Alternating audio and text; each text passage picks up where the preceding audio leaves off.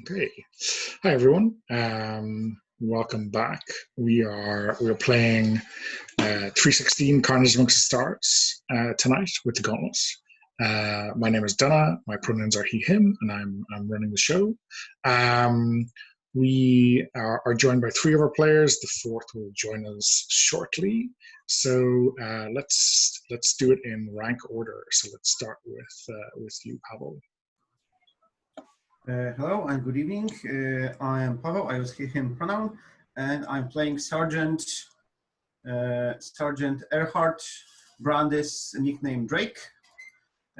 He is the sergeant of the sixth squad of the second platoon of the F company, and his reputation is professor because he kind of looks like he used to be a researcher. He was inventing some stuff, and then he decided to join the army and go kill some bugs. So yeah, last session we learned that he is kind of like a mad doctor, and he experimented with like automated his armor as an automated cleaning platform. So that was cool. It was cool. Yeah. Thanks. And on to Puckett. Hi there, I'm Puckett. I use he/him pronouns. Tonight I'm playing Garbled Retrick. he/him. Got my gun. I'm happy. And on to Anders. Yeah, my name is Anders, he/him. I'm playing Trooper Emil Spunkmeyer. Still pretty green. He's been on one mission so far, and his parents are very proud that he has joined the Expeditionary Force to go out and make the universe safe for humanity. We'll see how he feels about that. A few more missions, if he survives that long. Okay. So yeah, last week we had a run-in with some tricky feline aliens on Holbein, and this week, the usual routine after you've taken and destroyed an alien race on a planet is somewhat disrupted because you're staying in the same solar system. All of the same things need to be done in terms of tidy up, but there's no move to hyperspace. So you've probably got a little bit more free time on your hands than you might usually have. There's just a big burn from the nice lush planet of Holbein out to the outer skirts of this solar system to Monet. Yeah, and that's a lot of thrust, right? You're usually used to this amount of thrust only when you're in your dropships, right, hurtling towards a planet. So this is a bit of a pain in the ass, but nothing that you can't make some kind of sense of. And yeah, this is the longest time you're going to be spending under this kind of gravity, and I think a lot of people aboard the Atlas are viewing this as an opportunity to get up to some mischief, right? There's a great line I found in a book a while back, interviewing a soldier, and here's the quote: "I'm a 30-year-old infantryman who will soon be given the ultimate authority of killing anyone I adjudicate to be a threat. But until then, I have the same curfew that I did when I was in junior high." So, military discipline notwithstanding, I'm wondering what you're all getting up to during this period of actual gravity when you've got nothing better to do. So let's go in reverse rank order. So let's start with Trooper Spunkmeyer. Spunkmeyer is trying to bond with the other troopers. They've been, he and the other newbies have been through one mission now, so they're feeling like they're experienced veterans that know everything. And there are probably some replacements as well, I guess. Some some fresh faces maybe. So they're trying to impress those new guys by pretending to be really cool and experienced. So I'm not sure exactly what there is to get up to on the ship, but there's probably a lot more partying than there should be, drinking and general tomfoolery. Yeah. So I think maybe there's two new troopers.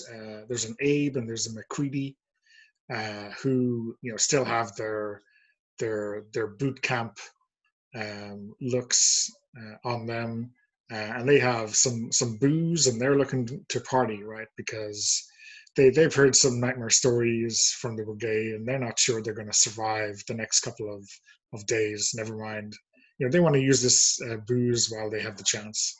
They don't want some lucky guy in a few days to use it, toasting their death.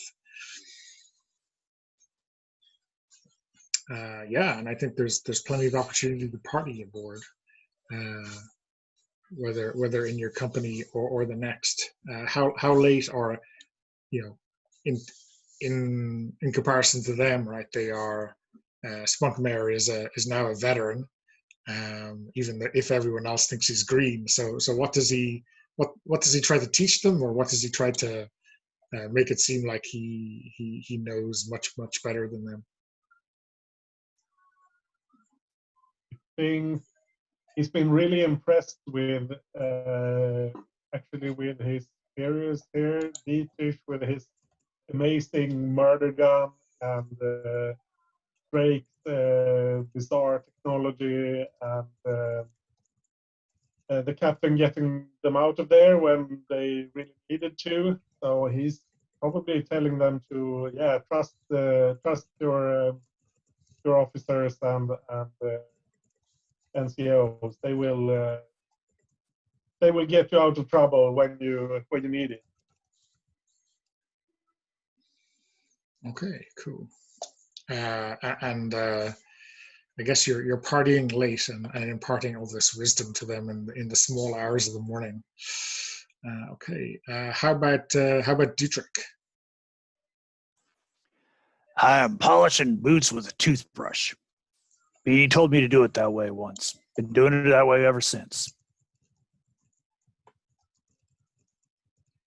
And what do you think of all of this new guy shenanigans? All this partying and big talk.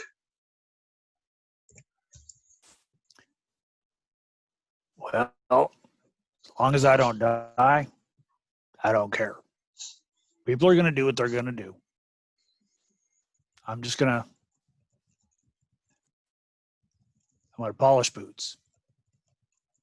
So I don't mind if they make a little bit of a ruckus. They get drunk. I only drink what they give me. Eat what they give me. So I'm okay with that. Is there anyone else in the platoon or the company who is is sticking around to the barracks as well? Well, a couple of troopers are laughing at me. Not sure why.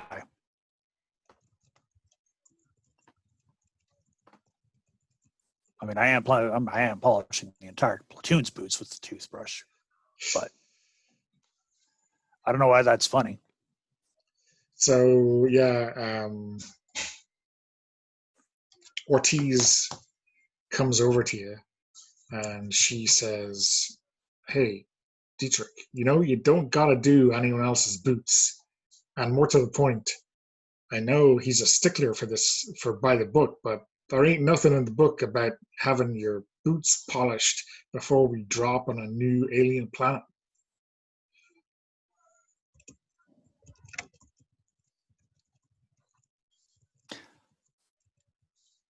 Beatty said polishing boots with the toothbrush said it's the best way to do it. I mean, yeah, but he didn't say you had to do it. You just said it was the best way to do it.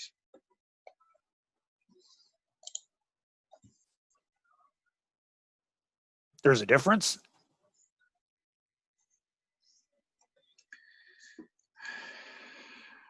Nope, I guess not.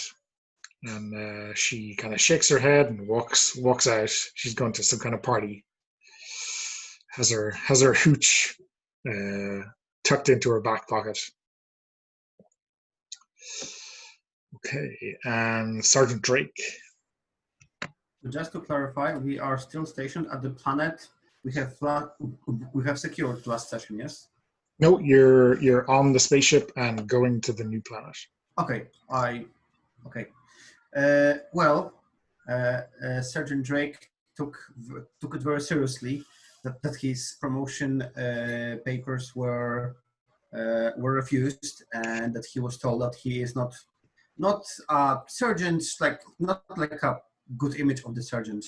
So basically, when the troopers are, so he's working very hard on making sure that he is the proper sergeant, and that the next time the promotion comes, he can get it. So whenever the troopers are not off duty, he does everything to invent stuff for troopers to do. So the troopers are cleaning their quarters, and he's inspecting. The troopers are on the range shooting, and he's shouting at them to fire in line, to work as a unit. He took it very seriously, that he must be like a proper sergeant. So he's working this, I think, squad's 10 soldiers very hard whenever they are on duty, whenever they should be on duty. It's this 8 hours, it's like real hell. And he makes a point of it. When we get to the next planet, we need to work this alcohol out of your bodies and into the sweat and blood. And is there a particular trooper who is really failing every test you're giving them? Yeah, let's use those ones you just introduced. I think Ape, Trooper Ape, in Sergeant Drake eyes, he's the worst. If Drake was not the best trooper himself, but man, this guy can shoot, can fight, would only party. Okay, yeah. And what kind of punishment are you giving him for coming up short?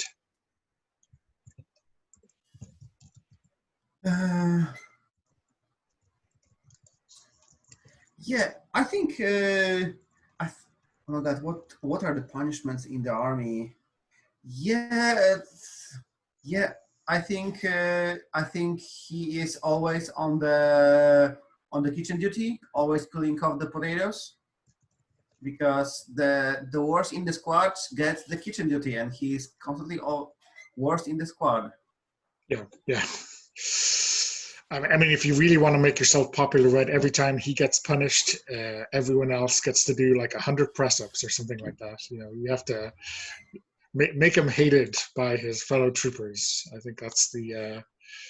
Yeah, I don't think Drake is there yet. He wants to, so far he's on, the punished should be punished so that they are motivated. No, he views that the personal punishment is the motivation to improvement. He isn't yet there to make the squad a team punishments. Okay. Yeah, not yet though. Not yet though. But yeah, whenever. But we might also see a Drake in a slightly not so bad position. I think that's when Trooper Ape is on his kitchen duty. We see Sergeant Drake come by to give him some pep talk, and we can jump in there for a moment if you want to. Yeah, absolutely. So maybe he's still a little bit hungover from the previous night's partying, and that made his target practice in the morning, really, really shockingly bad. So yeah, he is peeling potatoes. I guess the typical trope image is him sitting, on a bucket, surrounded by potatoes, peeling them all, one by one. Yeah. I mean, I'm sure there is technology to do this aboard, but this is the punishment that has been held since time immemorial for troopers who don't have it. So, yeah. So I think we see Sergeant Drake come by, and he says, "Are these Trooper Ape?" yes, Sergeant. I hope you understand that I'm doing this for your own good. Yes, sir. I mean, yes, Sergeant. I'll try better next time. Yeah, I don't know what I did wrong, but I'm trying harder. You don't know what you did wrong, and he like unfolds the like targeting like bug. There's like a xenomorph drawn on the targeting, and like no bullets are in the xenomorph. They're like always they're like around it, and he just like, you don't know what I'm talking about. This is what I'm talking about. Down there on the planet, if you shoot this bad, you're dead, and not only you are dead, the other troopers are dead. And if the other troopers are dead, then I'm dead. I mean, Corporal Dietrich told me that you put enough bullets down range, you're going to hit something.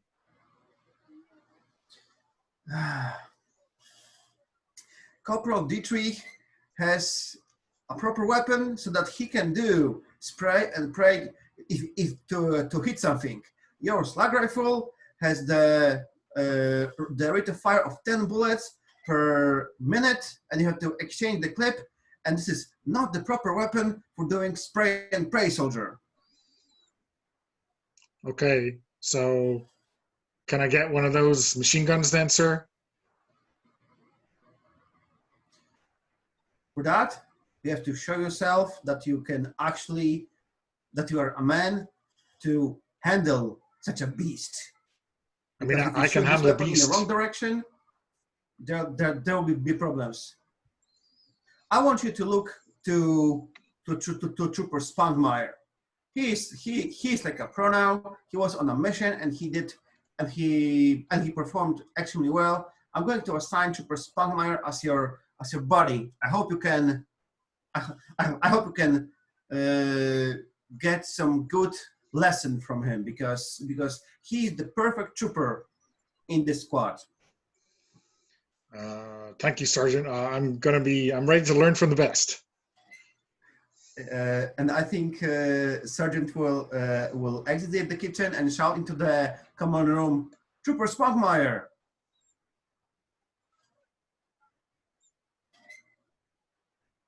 Yes, Sergeant. I'm assigning you to the duty with Trooper Ape.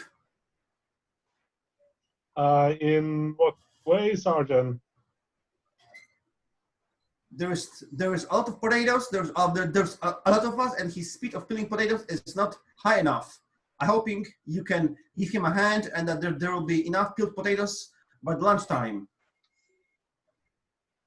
Oh, okay. I'll do my best, Sergeant. Yeah, and maybe when the whole squad isn't like listening and looking at us, a sergeant will say to Spunkmeyer, and I'm really hoping, Trooper Spunkmeyer, that you can talk some sense into Ape, because he doesn't seem to be seeing this. His spirit is not in a good place. So I'm hoping he will have some good influence over Trooper Ape. I'll do my best, Sergeant. Okay, so yeah, I guess there's a bit of fun peeling potatoes for the rest of the morning, but come lunchtime, you get the klaxon and the red alert lights going off to say you're ready for mission, and you get called into the briefing room. So yeah, in the briefing, you have who is giving this briefing I think, yeah, Lieutenant Colonel Gamal. So he's a an older man, not quite ready for high command, but he seems pretty hard as nails to you. Like he gives you the impression of a trooper's officer. He probably still has his slug rifle somewhere, but he says, "Okay, troopers, if you're ready." Oh, wait a minute. We have Captain B arriving just in time for the briefing. Just in time for the briefing. Cool. Hey, Jim. So much for operational discipline. Sorry about that, everybody. I looked at my calendar this morning, and it's the it's got the thing where it's got like the lines in your calendar, and one of my other games was on the half hour, and I thought it was this one. So okay, no worries. Blah blah blah blah blah blah. Excuses. Save it for the aliens, Captain. No excuses for them. Yeah. So yeah, I guess we've just been doing some normal kind of base shipboard stuff to a lot of partying, some potato peeling, some target practice. The planet you're hitting tonight is called Monet. It is in the same system as last week's planet, so it's been a hard burn, no hyperspace or anything like that. And Lieutenant Colonel Gamal is just about to give the briefing. So, sorry, Jim, why don't you introduce yourself and introduce your character, and then you can get up to speed.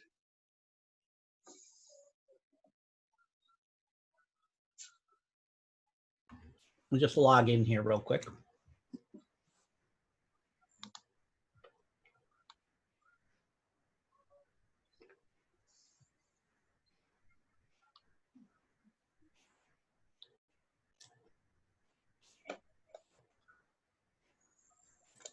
That's me. There we go. All right. So, as a player, I'm Jim Crocker, folks that know me from outside the gauntlet, where I run and play a whole lot of games, often with Donna. I'm very happy to be here with Donna. May know me because you bought games from me at some point. I'm a retailer. I sell independent tabletop role-playing games at conventions all up and down the East Coast of the United States and the near Midwest. There hasn't been a lot of that going on lately, so I am not doing much of that right now. I'm actually just playing a whole lot of games. So if you're interested in what I'm doing, I'm on Twitter at Jim Likes Games, and I've got a website, jimlikesgames.com, where you can keep track of all the business stuff that I'm doing. If you wanted to buy a game or two, you could totally do that. I am going to be playing Captain BD, and the BD stands for the BD presumably stands for whatever my real name is, but everyone like that under my command, the joke is that it stands for button down, because BD is by the books, by the regs. His reputation is that he knows the regulations and can quote them back to chapter and verse and I think last game we saw that knowing the regulations is not just that he's a stickler for the regulations, but he knows all of the uses that all of your equipment is supposed to be put to, and that there's, various, and that maybe you didn't actually read the manual that came with your entrenching tool or your, hydration pills or something like that, because, there is an entry in your manual for each of those. And I have actually read that entire thing and memorized it and put it down. So I've managed to survive thus far. I started as an officer. I think back in our very first game. This is I've been through kind of several iterations of the campaign here and survived until captain. So that's kind of where we're at right now. And I've had been on some interesting missions. All of which we've come back alive from. So. Okay, so so Gamal is giving the briefing. You've high-speeded in the Atlas to your very outskirts of the solar system, and you have this dense rocky planet out here called Monet. Gamal shows you the shows you the setup, and it looks like a cratered and shattered planet of rock. Although he points out that the density here is a lot more than you're used to. Not quite into high gravity, but there'll be an atmosphere here that may surprise you. But anyway, I think the best course of action is to stay in your suits until you see for sure that it's safe. Don't crack the visors this time. Or Intel, Major Morgan and others in Special Studies Group 17 have discovered some extant technology on Holbein that we just left, pointing us here. And it looks like whoever was experimenting there was doing some work here. And in fact, while there's no assessment in terms of what we just saw that links to anything that we have encountered before, I think we're going to see something familiar on Monet. Indications being that maybe we're in for some of those spider replicators again.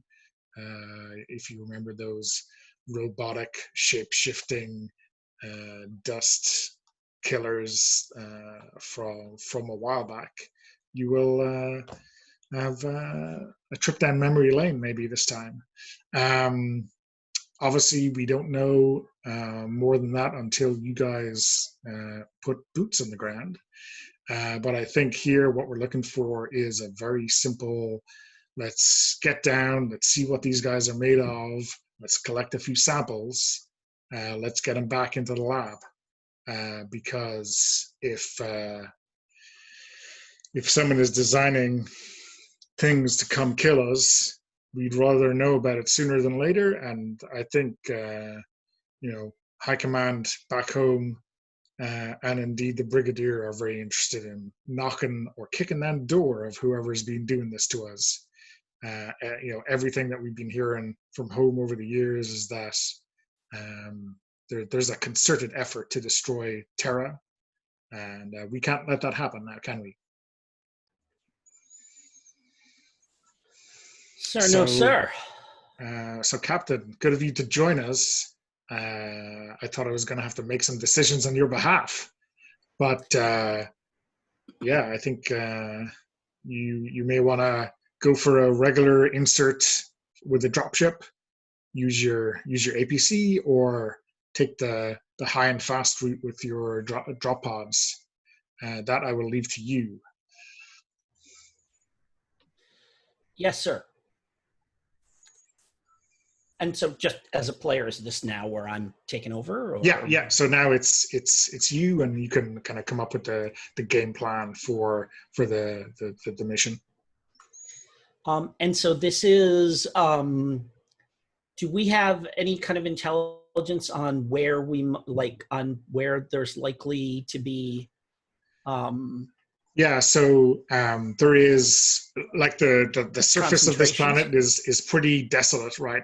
And you can see from the scan that there is, a lot of tunnels, a lot of caves, kind of cracked craters on the surface, and there is whatever there is of the atmosphere tends to kind of congeal into those low places, and so there's a couple of hotspots that are tagged on the scan, and any one of those is going to be a good place to start.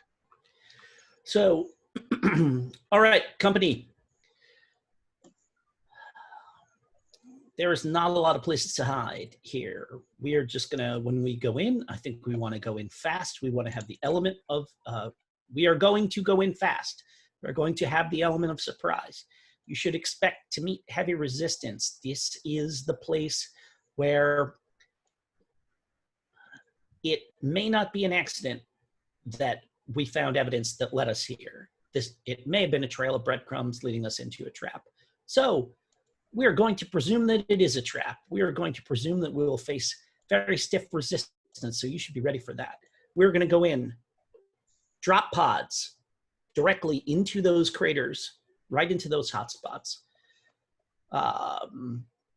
Save the APCs. Anybody that wants to go for a drive, we can do that in a more hospitable place where the scenery is better.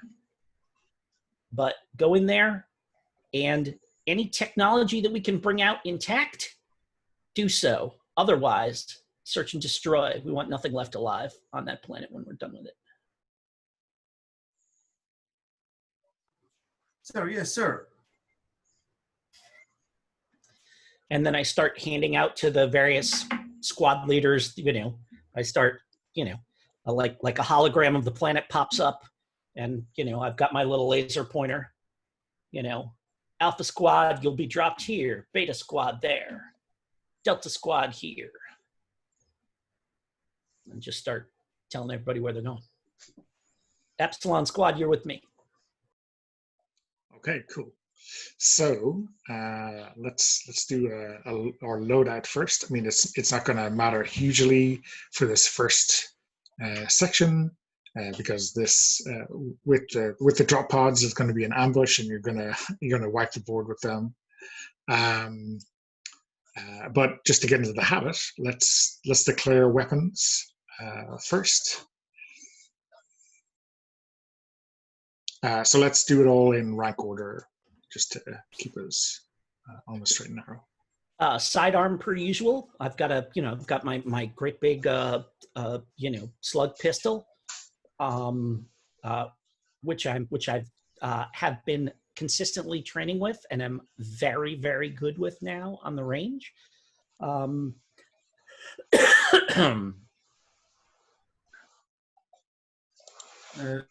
So the first encounter, we get to set the range and use the best weapon, yes?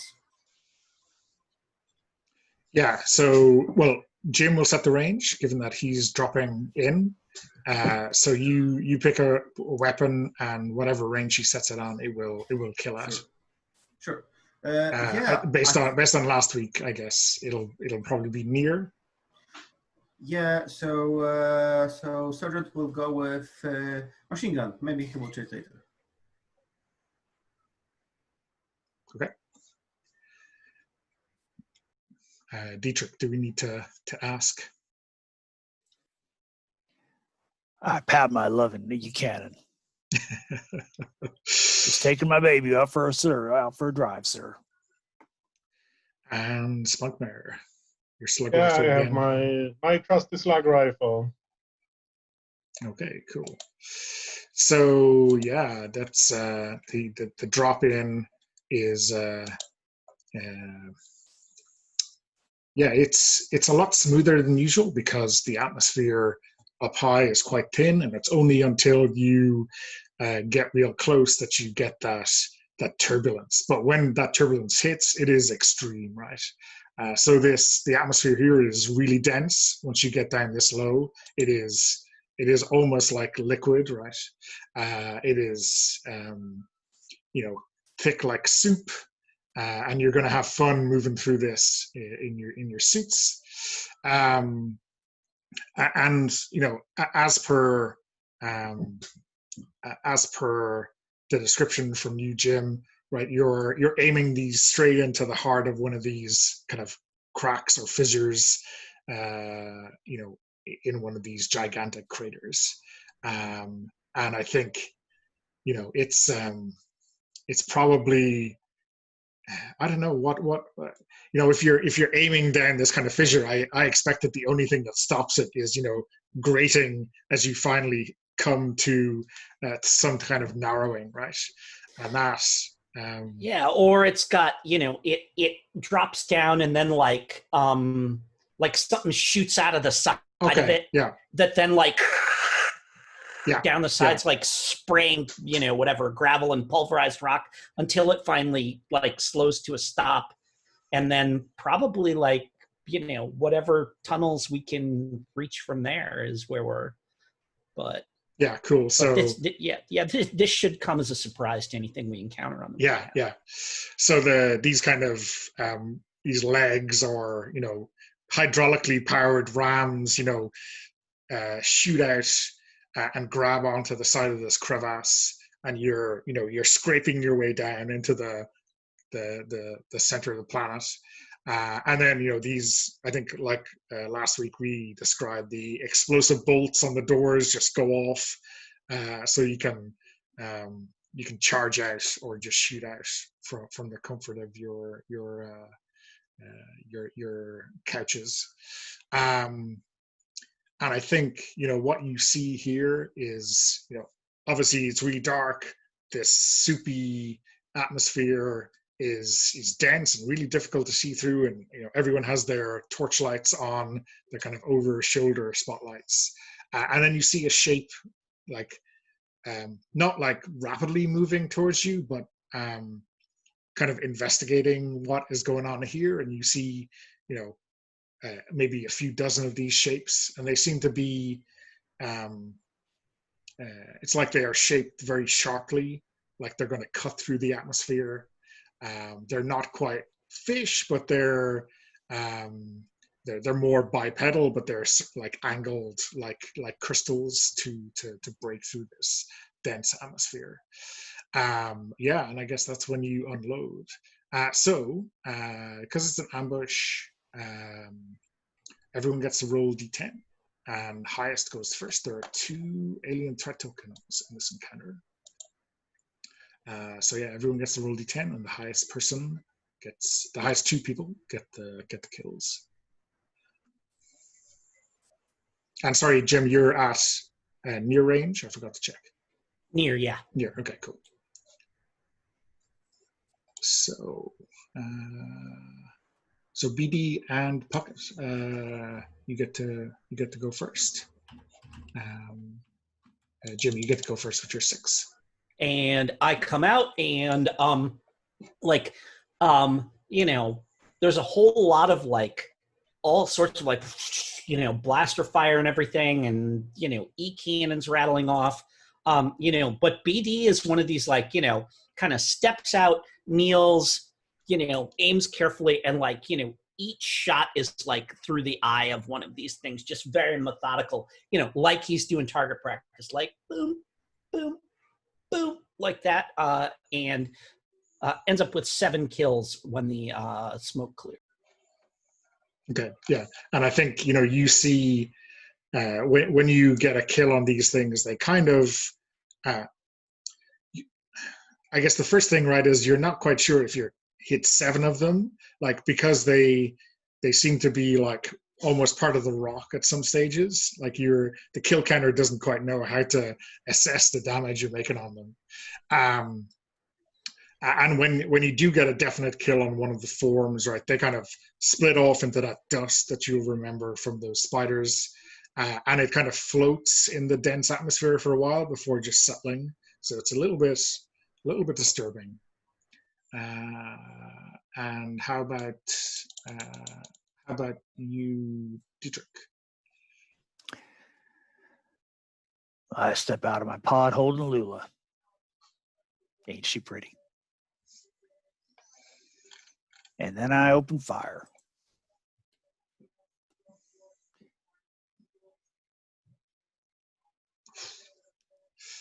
And I report back to BD. 95 kills, sir.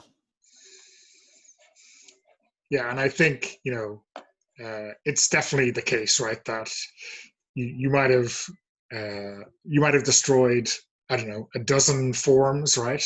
But again, because they seem to be part of the rock, your kill counter is just racking them up every time something chips off. These do not look like real kills to you, but the kill counter doesn't lie. That's what most people say. It's a rounding error, always in your favor, unlike the bank. Okay, and how about from Drake first? I think we see that certain Drake wanted to score some kills for himself, so he decided to exit the drop on the other side of the Corporal is, so that there was anything left to kill. And yeah, he emptied the clip, but there was nothing there. He was shooting all the rocks. which appeared to be moving, but there was nothing else, nothing to kill. So yeah. And how about Spunkmare? I think Spunkmeyer, as soon as the doors, the bolts on the doors blast open, he jumps out and he's advancing, but the people behind him are just shooting everything in front of him. So he's advancing, but as soon as he finds a target, there are already other people blasting it. So he fires a few shots here and there, but nothing substantial. He's just trying to push forward and be on the front line. Okay. Yeah. So I guess you have. Yeah, they seem to, whatever was left, they're either all destroyed or they've melted back into the rock. There doesn't seem to be any real sign of any further resistance or anything like that. What's the plan now? Lights on, and like there's everybody kind of taps the side of their head, and the big floodlight on top of their the like two floodlights on top of their helmet come on like this, and everybody hits the button that activates the high power LED on whatever weapon they're using.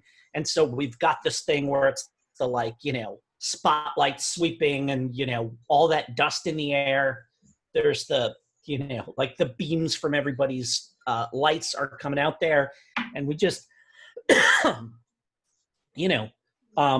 I just kind of do one of these towards that tunnel that they came out of us at. And I say, in and down, maintain radio silence. Maintain radio silence unless you spot something. And I'm kind of doing, the hand signals like go and go. So, and I kind of like the idea that like my armor, maybe all of our armor has like LED strips like along the hands and that like go up the arms so that we can like give each other hand signals and stuff like that, even when it's dark, so people can see it.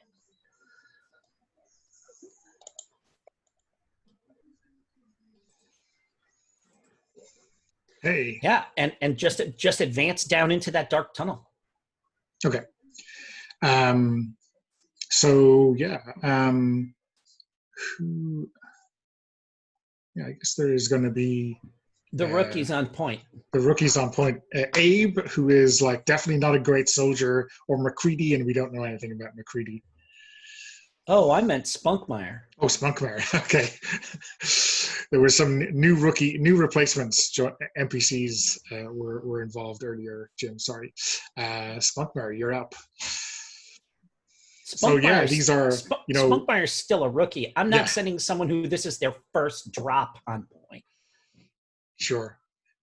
So yeah, this crevice is like kind of tight, right? It's tighter than you'd like, and there's a couple of stages where you kind of maybe need to turn sideways or you angle yourself to get through this rock face. Oh, if we encounter any place that we can't get through, like I'm waving up an engineer with a plasma torch to open that up. Sure. Yeah. I mean, it's not quite that tight. We're not dicking around with like stuff we can't retreat back through. Yeah. Sure. Okay. So it's kind of slow going then. If you're being like pretty cautious, right? You're one of the guys has this kind of plasma cutter, right? It's got a 1 foot range in it, but will destroy just about anything it touches, right? So yeah, it's slow going, and I think your radio man comes over to you after a while, BD, and says, Captain, I'm getting something. It's one of our signals, but there's definitely, I mean, unless someone has cut through them or found some kind of a shortcut or whatever, it's not one of us.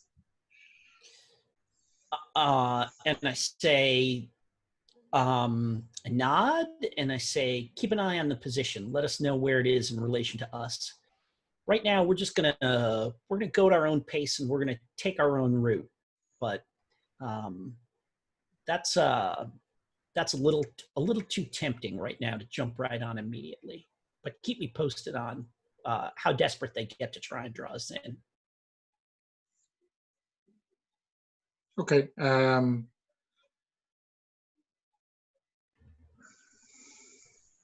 Okay. Whatever you say, sir. But like, if it's one of us, don't you think we should go look? I think you should follow orders. Well, standard regulations say if we get any kind of distress beacon or anything like that, we should go look. I say, you didn't mention anything about a distress beacon. You just said a signal. Is it a signal or is it a distress beacon? Well, I can't tell, sir. That's what I mean. It's real weak. Until we have confirmation that it's a distress beacon, it's a signal. You tell me if it resolves enough for you to tell me one way or the other. Okay. So he goes back to his spot and he just shrugs.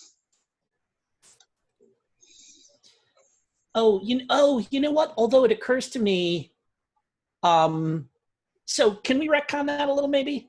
Yeah, sure. Yeah. So he comes to me, he's like, I don't know what kind of signal it is, and that's where, okay. So then, absolutely, BD would say, well, let me see if I can tune it in, and take the radio and like patch the signal into my own suit and fiddle with the knobs and stuff to see if I can get the signal to come through clearer and confirm that it's a distress signal, or even what it actually get it to resolve so that it's not just a ping, but what it actually says. Okay, yeah. Why don't you try an NFA check? See if you can. I got to remember we can do cool NFA stuff. So that okay. All right. So let me do that. So NFA. That is a success. That is a 7 under 8. Okay, cool. So yeah, I mean, it takes a while, right? But it's a pretty high success. So it's not like an hour of painstakingly do it. It's a couple of minutes, and I think you need to. You know what? I'm like, you're not compensating for the density of the atmosphere here. The signals don't work the same way they do in standard, standard oxygenated atmosphere, and I tweak it to adjust for the heavy metals in the air or something like that. Sure, yeah. So yeah, it comes through, and it's still not super clear, right? But you're definitely hearing it, and it seems like a standard autoplay version from a shuttle, like a down shuttle or something. So it's not a voice signal or anything like that. It's just like a replicating, every 10 seconds, every minute or something like that. And I listen, and then a half grin comes on my face, and I say, "Clever bastards." Well, men, regulation 7.3 gamma 5 states that anytime we receive a distress signal on this frequency, it overrides any other mission parameters, and we must investigate. So let's go see what they have. Let's go see what sort of a trap they've prepared for us. Safety's off. And I think your radio man, whose name is Z, says, "Shit, a trap! I should have kept my trap shut." I kind of look at him, and I look at him and I say, well, and I say, subsection 4 of that regulation says that any radio operator who receives such a signal and doesn't divulge it to their commanding officer is eligible for court-martial. What are they going to do? Bust me down to sub-trooper? And I snicker and I say, I could make you clean the latrine after Dietrich uses it. Well, don't worry. Sergeant Drake has been getting us to clean the latrines, do extra runs, peel potatoes. Well, then you should have no trouble with this ambush that we're about to walk into. As you were. Thank you, sir. Okay, so... Can we do a little thing where we hear what the other guys are saying to each other? Yeah, exactly. Like, I wanna... After my having announced, yeah, we're totally walking into an ambush here. Yeah, definitely. So, Drake, what's the... you hear what's been going on, but also you hear something given out about your sergeanting style. So what's your reaction to that?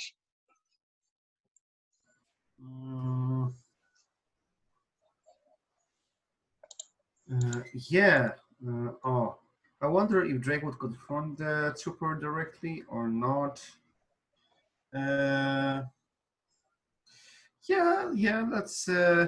Let's do it. I think after Captain is done with Trooper Z, Sergeant steps in, and I hear, "Do you have some complaints, Trooper Z?" The captain put my mind at rest about anything that he might have interpreted as a complaint, Sergeant. So absolutely not. That's very good, because we trained to survive this ambush and to ambush the enemies ourselves. So let's move and let's show the bugs that we can't be ambushed so easily. Sure. I'm just going to stick by the captain as is my job as radio operator, and I just want to make sure that I don't miss and fail to divulge any radio signals. So have fun up front, Sergeant. I think Sergeant turns and says, "I will," and he grabs his shotgun and goes. Okay, how about Dietrich and Spunkmeyer, if they're out up front on point, as I suspect they are?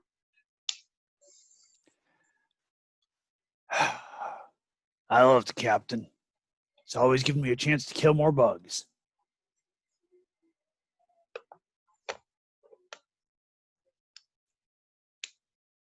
This is a blessed day.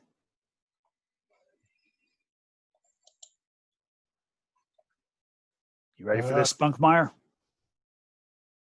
Yeah, just keep it quiet until we find them, so they don't find us. And you, Abe, you stick with me. I'll take care of you. Quiet? Why the hell would we want to stay quiet? They know we're coming. We don't want them to know that we're coming until we shoot them and they die. They already know we're coming. Yeah, but they don't know we're coming right here, right now. Spunkmeyer, sometimes you confuse me. What the hell's the point of springing an ambush if you're not springing it? Well, it's not an ambush if they know you're going to spring it.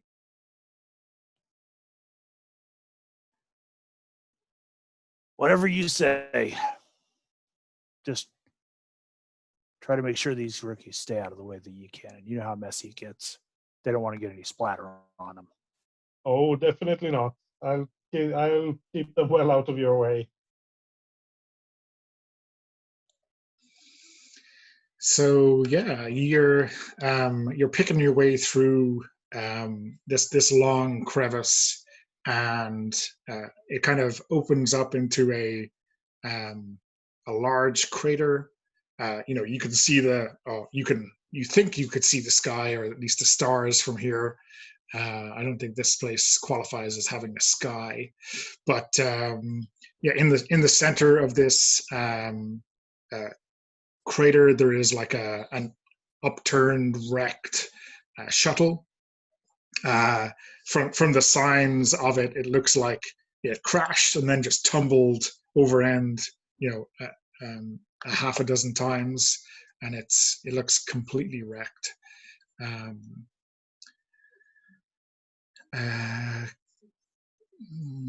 Yeah, I mean, there's nothing. I mean, there's going to be tail numbers on it, but you might be a little bit too far away to make that out right here. But definitely, you can get an ID on it when you get up close.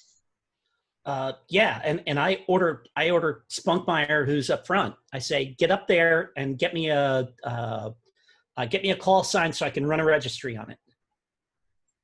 Oh, yes, sir. And Spunkmeyer advances there, and he's got Abe behind him because he's told Abe to stick to him. So they advance on the shuttle. And Abe is definitely feeling the results of that party last night. He's breathing heavy. His gun discipline is really terrible. He is half the time pointing it at you, and the other half of the time, he's got his trigger on it and he's not pointing at anything that's going to kill him. So it's all bad. There might be a little bit of overlap there, but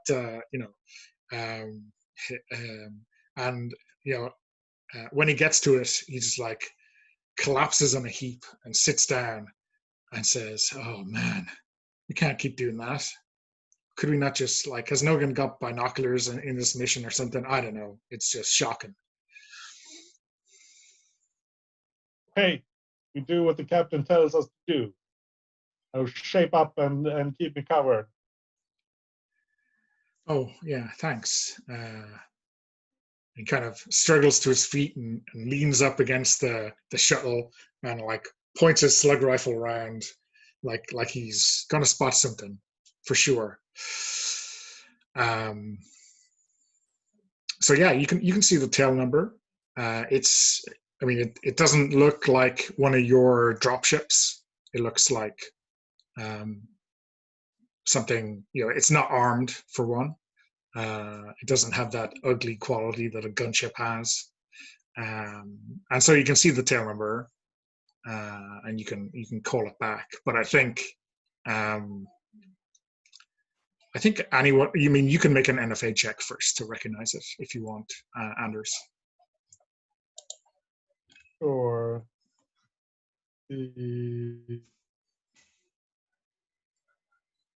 Ooh. No, these numbers are random, right? They may as well be for someone who's only been around for a short while. But yeah, I guess if you put it on the radio, the captain might get a chance to ID it. Yeah, I read the numbers out, letters using the probably making a couple of mistakes with using the wrong what do you call it? The phonetic alphabet is not quite ingrained in you. Yeah. But getting the repeat: Epsilon, Zeta, Delta, Gamma, 379er.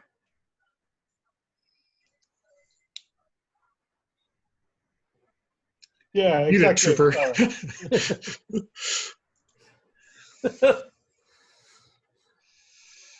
And so I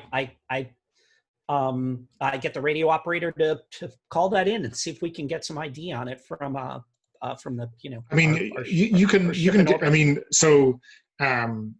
you can probably guess or work it out yourself. There's a pattern to these things. Oh, okay, cool. Yeah. Sure. Then let me make an NFA roll and see here how we do. That's a 3. Okay, yeah. Under 3 under 8. Yeah. So this is not like a number you recognize from the atlas. Not that you recognize them all, but you'd have a fairly good familiarity with the sequence numbers that you have. But this is definitely like that. that like last letter combo at the end is definitely a special studies group shuttle. Yes, yes, yeah, exactly. Yeah, it's the gamma at the end that is the whatever omega or something like that.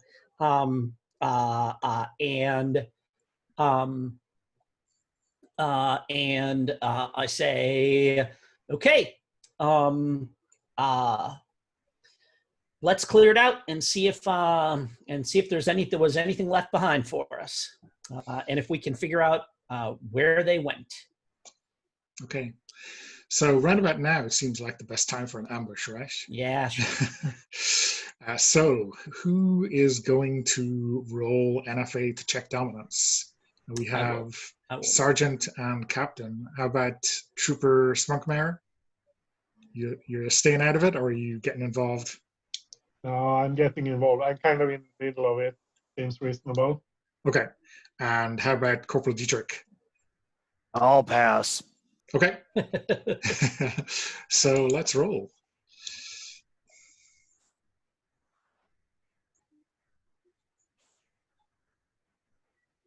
Oh, well, I rolled the wrong thing. I rolled fighting ability. Let me roll. Well, actually, you got to roll under, right? Yeah. Yeah, so I failed because mine's an 8 and I rolled an 8. Looks like it is an ambush. No, sorry, it's not, because the aliens rolled a 7, which is not a success. So Everybody it is missed. no successes. Yeah. Sorry, Jim. No, if you rolled an 8 and your NFA is 8, it's a success. Yes. Oh, then I got a success. Yes. Yeah. So high success is a PC. You get to set the range. I will set the range at near. And I think we got an ambush on them. Nope, No. because to get an ambush, sorry, I forgot to put the counters on. Oh, because we. Everyone has to succeed, and the aliens have to fail. And the aliens fail. Yeah. So close. So 5 threat tokens in this encounter. Okay. So, yeah, there we go. So What happens? Where are they coming from? Like, yeah, do they swarm out of the ship itself, or they are not swarming out of the ship itself? They are like the tunnel you came through, and you probably have security back there, and you've got a clump of people around you, and you've got people moving across. They're coming out of the tunnel that you just cleared, for the most part. This is gonna suck. Okay. And it's not like that's all. They're not all coming from there, so they're also coming from the other side of the crater. So there's like rock face up there that they are just slowly oozing out of and forming their ships. But like the time we spent with that plasma cutter, like sealing any openings we came across and stuff, clearly not gonna cut it. So yeah. Okay, so the aliens as usual are going to try to kill you. No prizes for guessing. So let's get actions from everyone in rank order. Here we go. Showtime. Fire support, everybody. Clear that. And I say, Dietrich, clear our way out. Spunkmeyer, Drake, hold the ship. Hold the line there. And I'm kind of pointing some other people at, and I am shooting anything that is going at the ship. So just opening up with my my bolter pistol here as I go. Drake. I think we see Sergeant Drake use his short jet boots to get on top of the ship and then shoot from the ship at anything that comes by. Okay, so so you're just shooting with the. Did you say shotgun, or you got the heavy machine gun? I got, unfortunately, the shotgun because I was expecting some close encounter, close ambush. So. Okay, Dietrich. No prizes. Trying to kill us? Like my mama said when she gave me my first gun, anything tried to kill you, you try to kill it right back. I'm following DBD's orders. And Spunkmare, you're over there with your buddy Abe.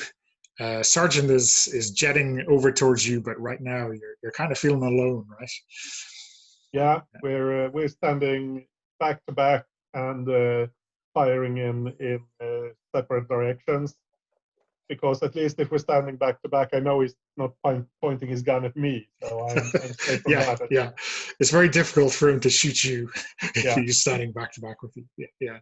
Okay, cool. So yeah, I guess let's roll.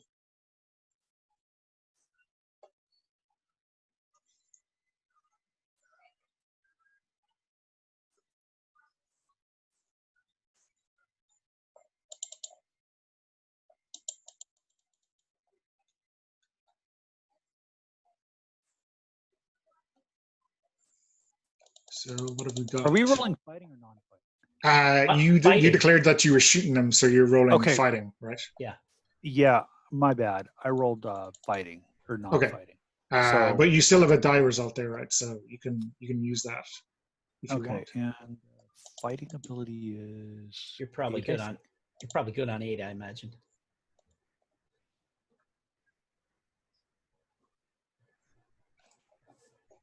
Yeah, fighting ability is 8. Yeah, yeah. So you were the highest success. Aliens got a 3, which is a success. BD got a 5, success. Smuckmare got a 2, which is a success. Nothing for Drake. Okay. So you get to go first, Puckett. So why don't you describe your or roll your kills and describe your awesomeness, and you get to at the end you can change range as well.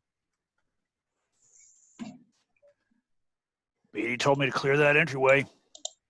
I cleared it. 91 kills. The carnage continues. That's what happens when you have them swarming at you out of a choke point like that. Yeah, they're lining up nicely, huh? These aliens do not appear to be tactically inclined, sir. They are they're pursuing the Captain Zapman strategy, right? The Zap Brannigan is their hero human, right? Okay, so BD, you next.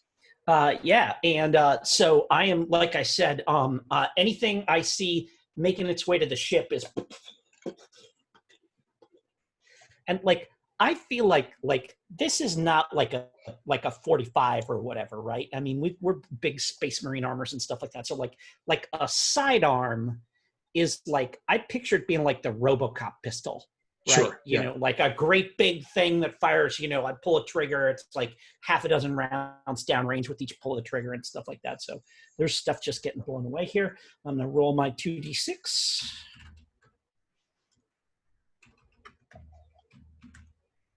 That's 11 more kills for me. Okay, cool. So like you're blasting these guys apart, but they are just streaming through, and you can see like they are like jumping and kind of changing shape as they do into something more shark-like, and they're just like pummeling into you. So Spunkmare and Drake both take kills. And they're mostly relying on brute force right now, and they are hitting you for all they're worth. Okay, Spunkmare, you get to go. So I'm back to back with Abe and just spraying at this mass of creatures coming towards us, and I'm trying to stay in contact with Abe just so I know where he is, and nothing is getting behind either of us, so they can't attack us from behind. And I get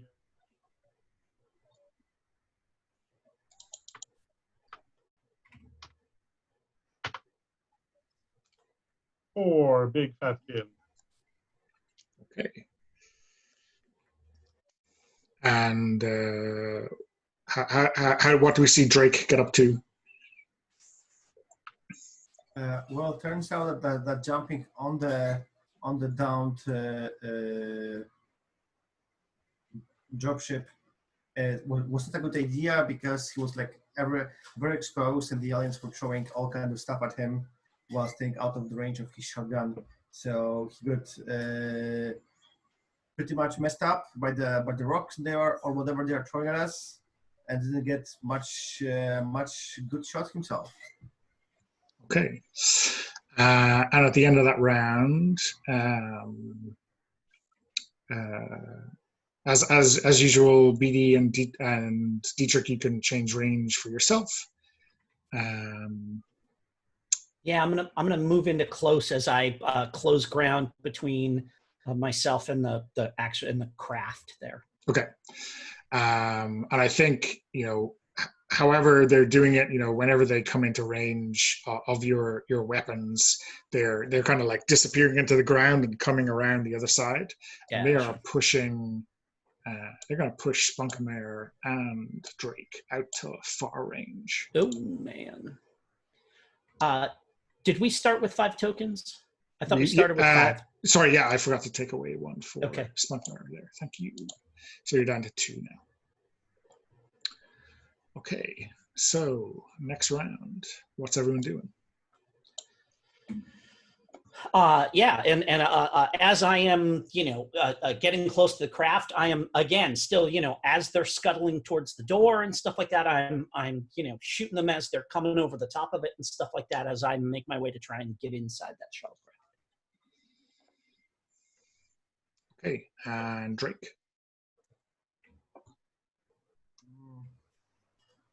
I'm trying to picture how it looks right now, because BD is close, and he described that they are getting into the ship. So Well, they're headed towards it. yeah, but I'm trying to picture, because it seems that you and me are far away now. I'm trying to picture where I am right now. Maybe we've been forced back, or had to fall back when they attacked us. Or if if BD is closing the range, maybe you've gone inside the craft, and while distance-wise it's pretty much the same in terms of the way you can train your gun on it. It's not it's counts as far, So Yeah, maybe we've all clambered up on top of the shuttle, so we're a bit found some protection there. Maybe. Well, seeing that Drake doesn't have a weapon effective at this range, I think I'm going to. But I have all of the troopers. I think I'm going to order the troopers into firing lines, into making sure that they are using good cover position. I have no idea what effect it will have, but. So do you want to give someone a boost to the roll in terms of fighting? Yeah. Okay. Okay. Yeah, you can decide who gets that after the roll, I guess. But if you're trying to marshal troops, that makes sense for an NFA check. Dietrich, I presume I will get a prize if I guess that you're going to shoot the hell out of them, right? BD did not contravene my orders yet, sir. And how about Spunkmeyer? Yeah, I guess I'm with Drake now, so I'll just follow his lead, and if he's telling us to form up, then we'll form up. Okay. So the thing. So can I just introduce? Yeah. Go ahead, Jim. Real quick. So the thing that may help you guys is keep in mind that the ranges are relative to the enemy. So both of you being at far range does not necessarily mean you're next to each other. It just means wherever you're positioned on the battlefield, it's tough to get at whatever you're shooting at. Now, this may mean, like, if you're on top of the shuttle and a bunch of them have scuttled down and, are like down underneath it, it may just be the curvature of the shuttle means, you can't shoot straight down at them and your only targets are, like over there at the, at the tunnel entrance or something like that. But like, just because like 2 of us being close we could be at opposite sides of the field. It's just that that's where the aliens are in relation to us. So just like, it took me a while of playing this to kind of understand that's not a map. It's like where your targets are. Mm-hmm. Yeah, it was just matching it to the fiction that got a bit weird at this point, but it's fine. Okay, so you're shooting based on Drake's orders, yeah? Yeah. Okay. And I'm fine with shooting at far range. Yeah. Okay. Cool. So let's roll. Another 7 for these aliens.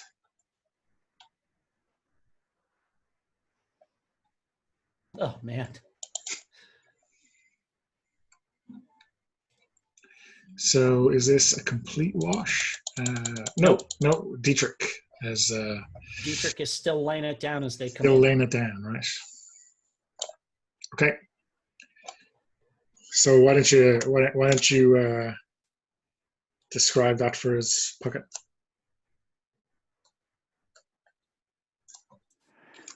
They keep coming. I keep shooting. I figure they'll learn not to keep coming soon enough.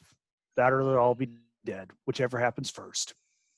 Yeah, and so I think, right, they're pouring out of this crevice and they're kind of spreading out, and they're probably taking out a few troopers, and you're putting down this amazing amount of energy cannon fire, and you're not quite sure if like part of this part of the crater is kind of collapsing, and you're not quite sure if it's your fire or whether they are just coming out of it at such a rate that they're doing some structural damage to the sides of this crater.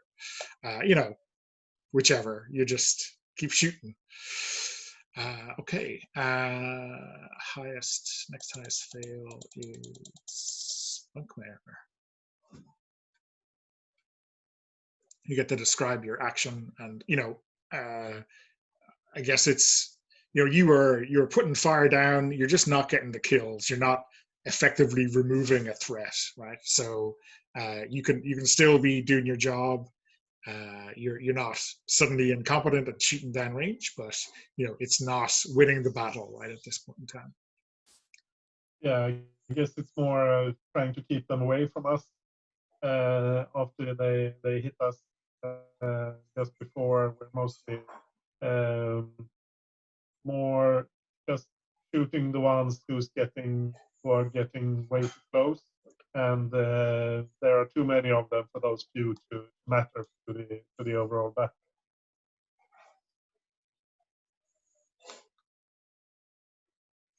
And Drake. Yeah, I think we see that Sergeant has to spend a lot of time just making sure that Ape and McCready don't panic, don't run off, and shoot at the enemy and not at their friends, because they are like, their fire discipline is as bad. When they are reloading, they are aiming at the fellow soldier, and Drake has to interfere and lecture them on the proper fire discipline. So yeah, it's a lot of with this new recruits who are not yet used to fighting, and yeah, he got focused on this, on making sure that we don't kill our men. Okay, and BD. Yeah, and I think at this point, they have started to figure out that, like, my gun is not nearly, like, the gun I'm using is not nearly as devastating as, like, that E-cannon that is just mowing them down. And now that we're kind of in close combat, they're, like I kind of, the gun swings in their direction, and they do that thing where it sounds like they can kind of, like, burrow down into the ground without actually, and so I'm hitting a lot of like I'm like snapping off fins and whatever, but nothing that actually gets me a kill as I'm running, as I'm like standing there at the door to the shuttle.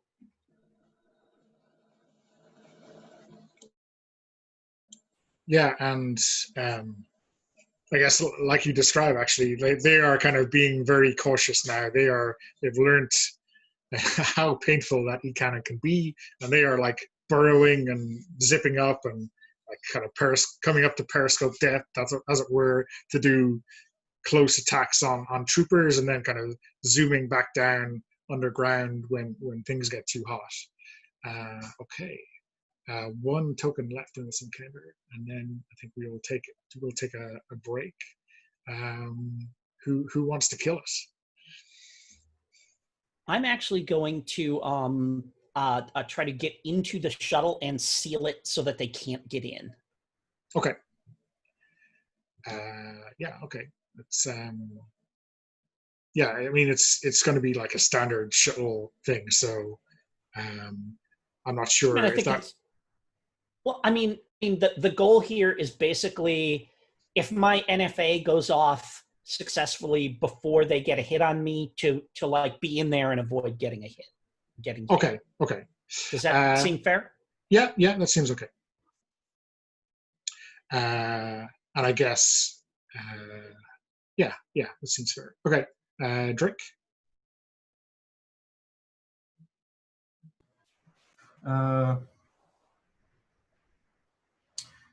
I think I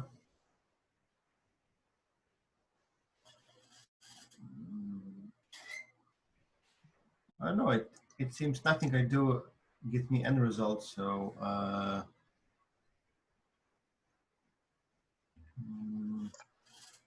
Shift weapons, shift ranges. It's entirely possible that we don't kill that last token. So you want to the fight is going until the fight is over.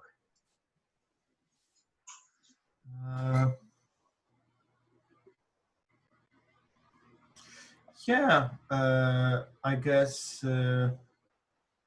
let's do that. Drake is going to reload his shotgun and shift to move away from the shuttle so that we can so that he can be closer to the enemies. Okay, cool. Dietrich, you're going for the clean sweep, I guess. BD didn't say stop shooting yet. And Spunkmeyer? Cover the captain. Also, and me and Abe are trying to keep the bugs away from the entrance to the shuttle. Okay. Just kidding. Yeah. Keep shooting. Okay, so let's roll. Another 7.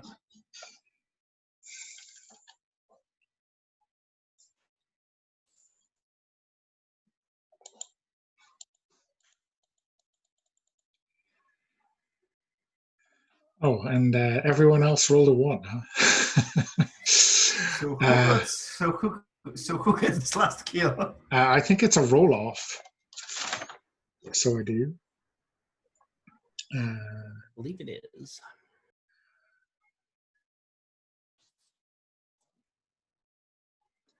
Totally out of character. I am absolutely fine with somebody else taking that last token off the board. Your top kill rate is probably safe, right? Yeah, sure. Let's Spunkmeyer get it. Yeah. Okay. So Spunkmeyer, roll your kills and show us what you got. The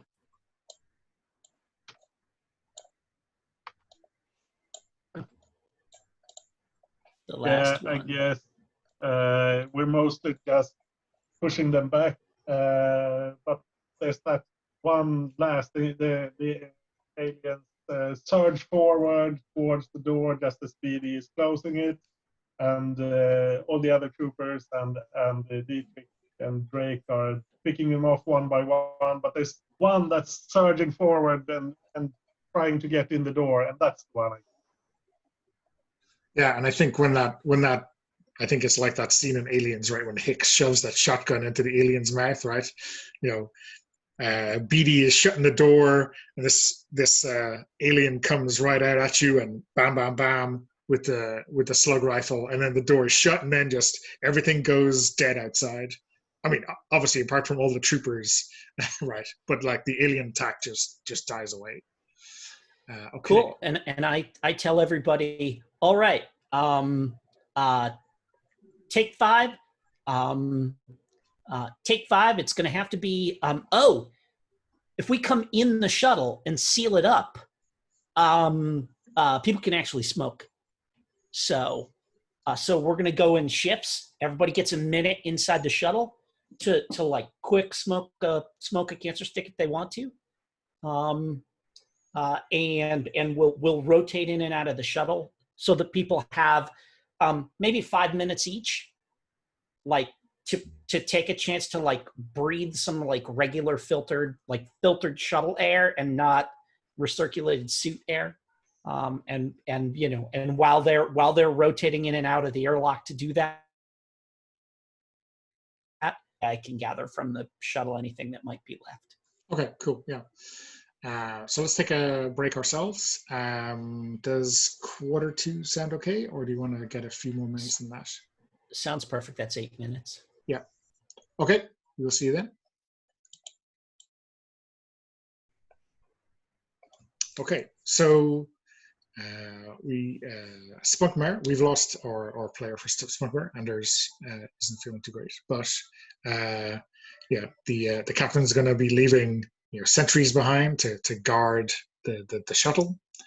I think in terms of what you find on that show, it's pretty interesting. I mean, it's really beaten up. There's a couple of dead pilots who were killed on impact. And there's a couple of science guys with the Special Studies Group insignia on their Mandelbrite.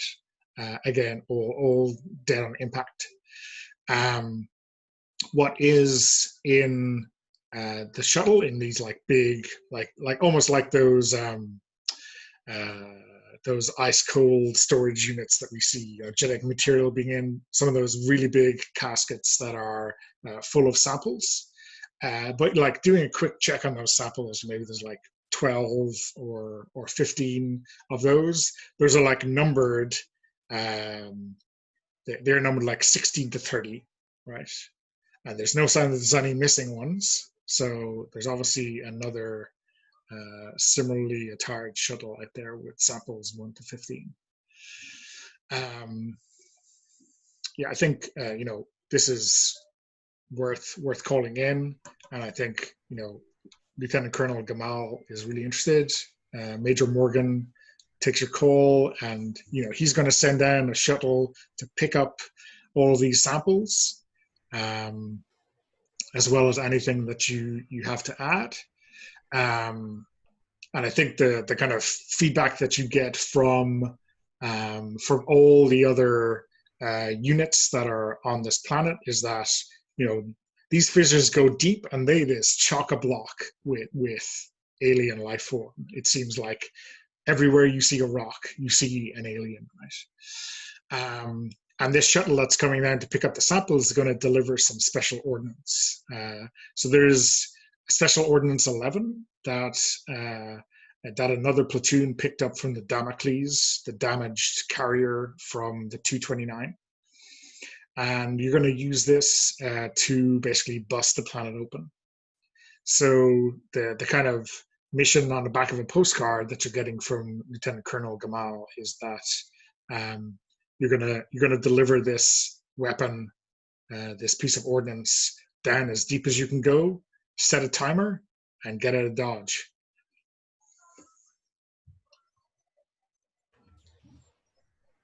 Do they want us to? I know we want to extract these SSG shuttles, but if they are going to be overrun, should they scuttle them? There's probably or do we trust the ordnance to take care of that? Yeah, the ordnance is going to make this planet a chunk of dust in the Earth cloud. So I don't think they're too worried about it. I think whoever comes down to get the samples will probably get all of the data banks out of the shuttle, and that's everything really that's worth saving. Okay. So yeah, is there a scuttle code on shuttles and dropships and that kind of thing to explode it if it's close to being captured? No, but what there are is half a dozen troopers I've left behind who can just pitch a bunch of grenades inside. Yeah. So that the enemy can't get our data. Yeah. So yeah. So it's, I don't know, it's maybe an hour or two before you get that dropship land, and you got a bunch of tech guys. You got from special studies group. They get the bodies, they get all the samples, they get all those data banks, and then out comes this great big coffin-shaped ordnance case. Like on an anti-gravity sled or something like that. Yeah. Yep. And it's, there's typical military stencils all over it with code names and everything, and it's like this is an Easter egg from an old mission where you recover this from the rune of the Damocles. Yep. So yeah, Special Ordnance 11 is there, waiting to be dragged into the heart of this planet. And I leave, I leave that squad behind to assist in the, the cleanup and the extraction and all that kind of stuff. And and I have a feeling it's like they drop the first thing out the door is that ordnance, and we're gone, and they're doing all the whatever, gathering up everything and stuff like that. Cool. So, I don't know. Do I need do we need to do a planetary survey or anything like that, or to figure out where the best place to go is, or is this just in and down as far as we can go? Yeah, I mean, I think maybe Major Morgan has some kind of good data on this, but essentially it's go down that tunnel, keep going down until you don't think you can go much deeper. Got it. And then punch in the code and run. Okay. And so I am going to I'm going to take Drake aside, and I'm going to say, Sergeant Drake. Yes, Captain. Or Sergeant Brandis.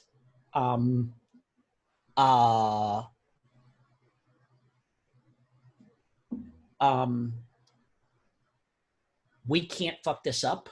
I would like you to inspect that trigger mechanism to ensure that it is in proper working order.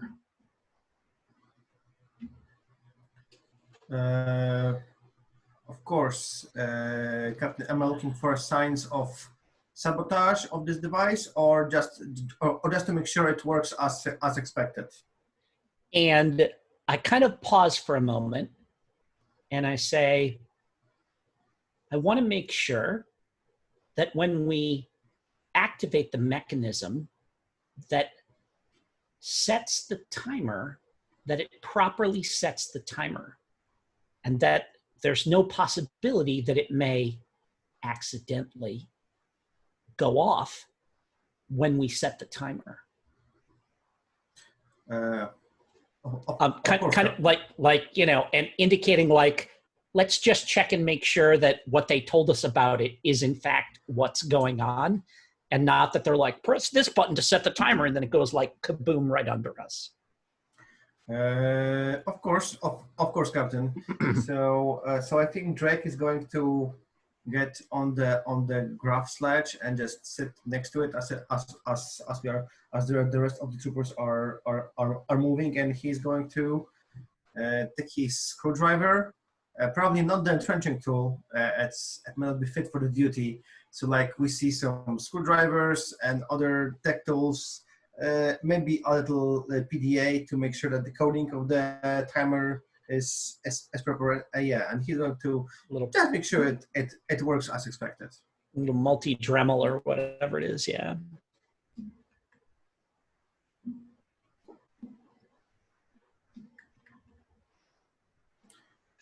So do you think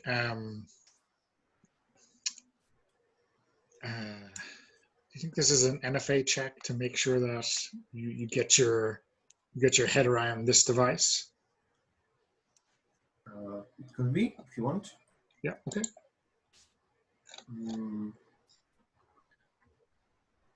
Nope, not my day. Okay. Your luck is holding, huh? I accidentally set it off. Well, at least you didn't roll a 10, right? So I'm not even tempted. Yeah. So I mean, this is this is a pretty opaque keyboard. There's not a lot of diagnostics. There's certainly no manual. Oh, and it's probably like very explicitly like tamper proof and stuff like that. So yeah, no. So there's no way to. This is definitely above your pay grade. Okay. So I think you just need to trust in the instructions and take it from there. After some time trying to tamper with the device, I suppose Drake would report back to the captain and say that it seems to be pretty secured from external influence, Captain. Hard to say how it is going to behave, but I think on the good news is that once we set it off, the bugs are probably not going to turn it off. So that is good news. All right. So, all right, everybody. Mission is to deliver this little present as far down as we can go. Keep the bugs off of us. Eliminate what you can, but this is infiltrate, insert, and extract. So yeah, it's I think the guy with that plasma torch is extra busy, right? Once you start to go down deeper, you turn down, and it's it's not a terribly steep slope, but it's probably 30 degrees or so, even with the rough ground. So can we put that plasma torch in the hands of Sergeant Drake so that he maybe has the opportunity to do perhaps an NFA thing with it if the opportunity arises? Yeah. What you think? What kind of effect are we looking for, or are we just going to play it by ear? I think I just want to give Pavel the opportunity to do like a cool, like an extra way to do a cool thing or two if he wants to. Nothing right now. Maybe if some opportunity will arise. Yeah. We'll have it in your hands anyway for when we need to, or slung in your back or whatever. So yeah, you're going through this. Sorry, go ahead, Jim. Yeah, and I'm like, Drake, you're cutting the way. Dietrich, cover Drake. Sorry, sir. Copy that, BD. So yeah, it's hot in here, and right the as you get deeper and deeper, this soupy, dense atmosphere is really filling up, and it's almost like you're wading through water now. I think this dial you've probably never seen on the hood of your Mandelbrot is suddenly sparking into life. It's like a pressure sensor, and it's going up, and it's like, do we need to decompress when we get off this planet, kind of stuff. But yeah, it's all fun, right? So yeah, I think this is our chance for an encounter. Stuck in a long crevice, going to the center of the earth, hauling some kind of doomsday weapon. What could possibly go wrong? So who is rolling for dominance? I will go ahead and roll. Okay. And you've got 6 tokens remaining after this one? After this encounter? Yes. Okay. Dietrich, you getting involved, or are you hanging back on the dominance check? I will hang back. Okay, cool. So let's roll. And I'm still with a shotgun to see how it goes.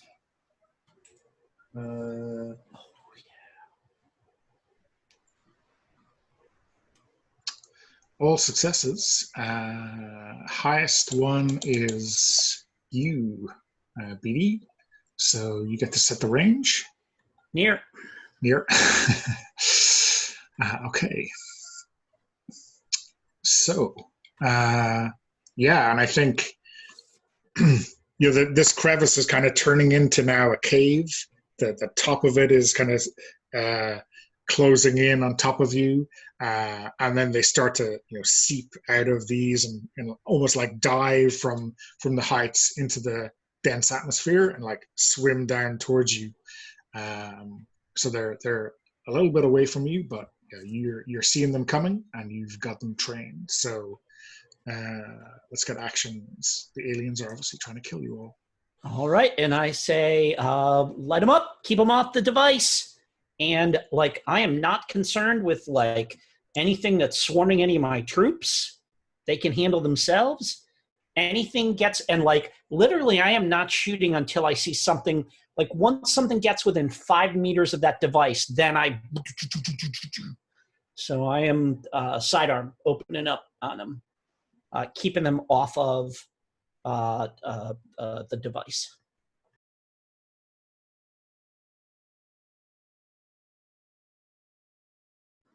And Drake is shooting.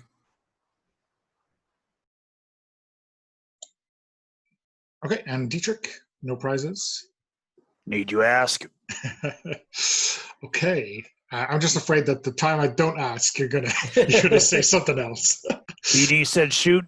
I shoot. Okay, so let's roll our attacks. Aliens finally get a hit.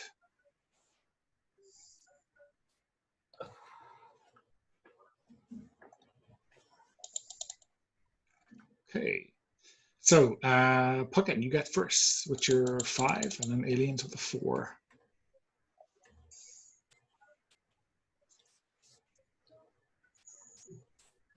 I'm actually going to go and use the combat drugs because why not? Okay, yeah, sure. So reroll. 54 kills. Oops. Ouch. Oh no! There's your 10 on your Oh my God, combat Pavel! drugs. Pavel, the dice. The dice are so You're unkind with me to you today, today. the power. Oh my God. So you're going to take a wound from that. You're going to take. Sorry, yeah. And if I didn't mention it because I think you were all fine after the last one, but you should be all back up to full health at the very start of this encounter. Yep. So anybody that was a mess. Yep. Yeah. Okay. So yeah, you said 54 kills, Puckett, right? So why don't you describe what this looks like? More carnage. Looks like Mama's blood soup. I miss her blood soup. I mean, at this point, I imagine like as those rounds are going down range, the atmosphere is so thick that we can see them cutting the atmosphere. Like leaving ripples, little trails behind like them. it's like it's like shooting through guppies. water or something. Yeah. And it's almost like they blow up in slow motion. Like you can kind of see the parts flying off of them, and in a weird way, it's kind of pretty. Yeah, maybe there's some kind of like explosive decompression thing going on. When you pierce that hard, rocky mineral edge. I believe that would be called cavitation, but I'm not sure. Where destructive terms are involved, I think we'll have to follow Dietrich's lead on the It's a virtuoso, terminology. yes. Okay, cool. So Drake, you get a kill from your combat drugs, which you cannot take in armor, and then you take another kill from the aliens, as does BD. So yeah, they are swarming in on you. They are diving like arrows through that dense atmosphere, and they just land on you. Kind of knocking you over, crushing you with their bodies. So yeah, they are definitely within 5 meters of this this device right now. but yeah, I don't think they are, like, they don't seem to sense that it's anything special, right? It's just a thing. So they are, yeah, they are going to be assholes and push you back to far range. Because aliens love being assholes. Okay, cool. So next round. What's everyone doing? Oh, you're muted, Jim. I'm thinking. I think that I will sidearm into the holster, boom, sling my my rifle out, and snap the light on. So I'm just switching weapons here. Sure, yeah. And Drake. Just asking, I can use weakness after the roll, yes?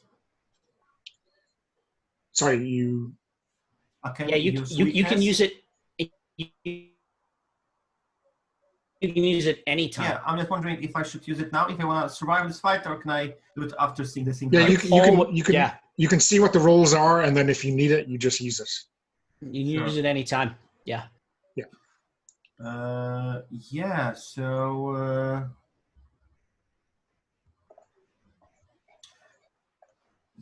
I suppose Drake will close in because it seems that the alien close by retreated or were shot to pieces by Dietrich. So trying to run down this tunnel and get close to them again. Okay, and Dietrich is shooting the shit out of them, I presume. Okay, so let's roll.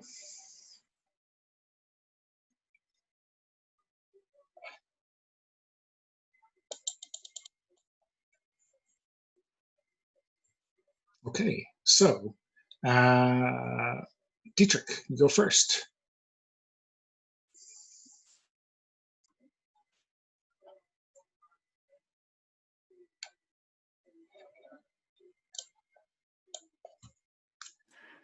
That would be another 68 kills. So what does this spectacular light show look like now?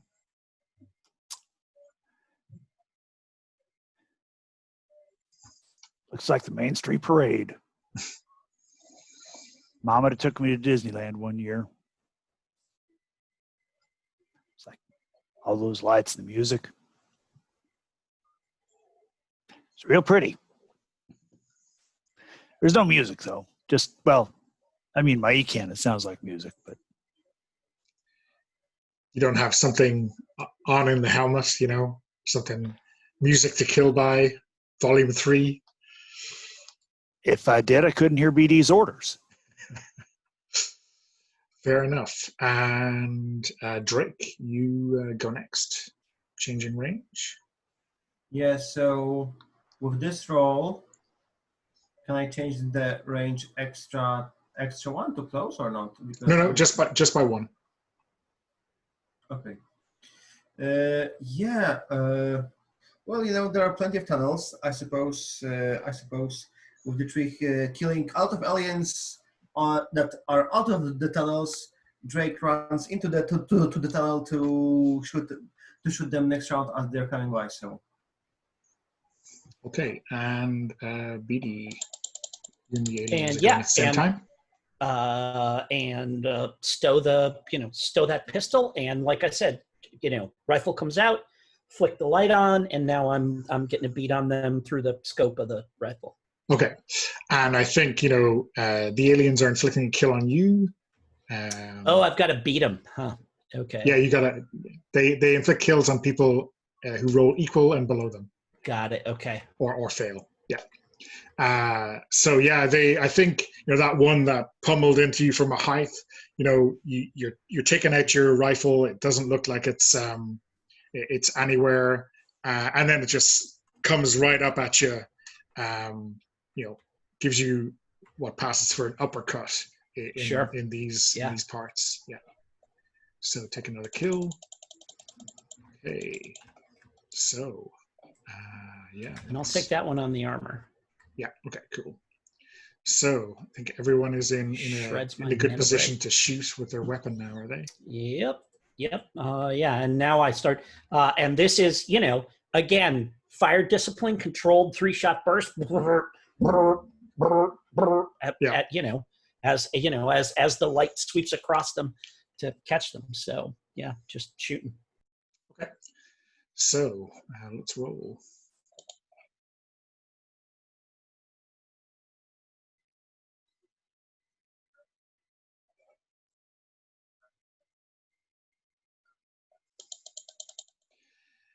Alien got a 2.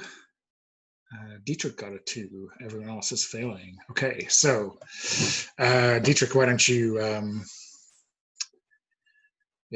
describe that? I'm gonna let me combat drug here. Okay, go for it. Yeah, and I holler stim pack at my suit, and a little needle goes into my neck, and everything sort of just slows down for a second as the stims kick in. So let's see if that actually helps me. It did. Oh, except I'm still gonna take another hit. Man, oh man. Okay. All right. Okay, so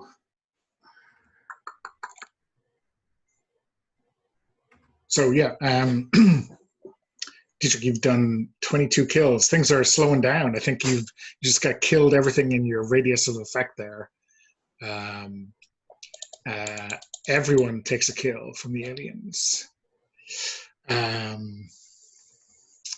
So yeah, they're getting smart. They are learning the ropes on this whole exchange of fire thing, and you can see them now using the terrain much better to their advantage. They are like bursting out of it, zooming into it when they see the lights. Now they're reacting to those lights. They, anytime a light shines on them, they're like zooming into the walls.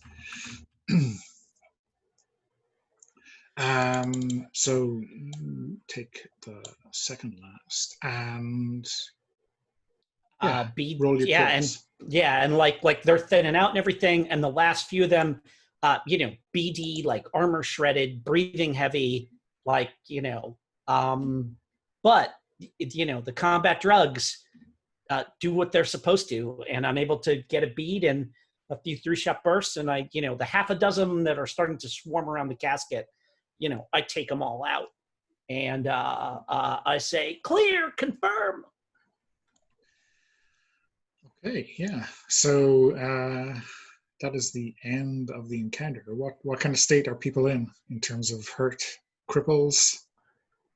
I am crippled, and my armor got hit. Ouch. So I am like, I'm kind of count off, everybody, sound off, and I'm I'm banging the, like there's a plate over your heart with a little red cross, and I just kind of bam, give it one of those, and it injects the medical drugs into me and stuff like this, and and I'm kind of wheezing and clearly in rough shape, and I have to I think I probably, like you can see that there's, like a great big gash over my shoulder, and the, the kind of like the ferrous, concrete foam that it auto injects into any breach in the suit is there, and there's already little cracks running down it from the pressure that's being put on it and stuff like that. So yeah, I'm in rough shape. Okay. And Drake, I presume you're in bad shape as well. Yeah, we see Drake coming out of this of this tunnel with lots of his armor has been apparently almost shredded and pierced in many places. He's a mess. We see he looks like a good villain after some superhero girl gave him a good beating in a really bloody movie. But yeah, he uses the last of the the steam packs, and then we see that his medkit runs empty. His suit almost powers down. There's only enough power to just just like walk forward. And I'm not sure, have the aliens laid a finger on Dietrich? Maybe once. They tried. I don't like bugs touching me. Feels icky. All right. Okay. And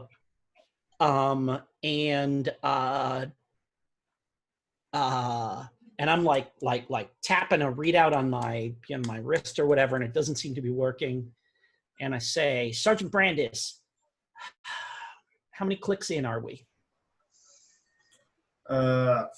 Sorry, Captain, my GPS got not working. Son of a bitch. All right.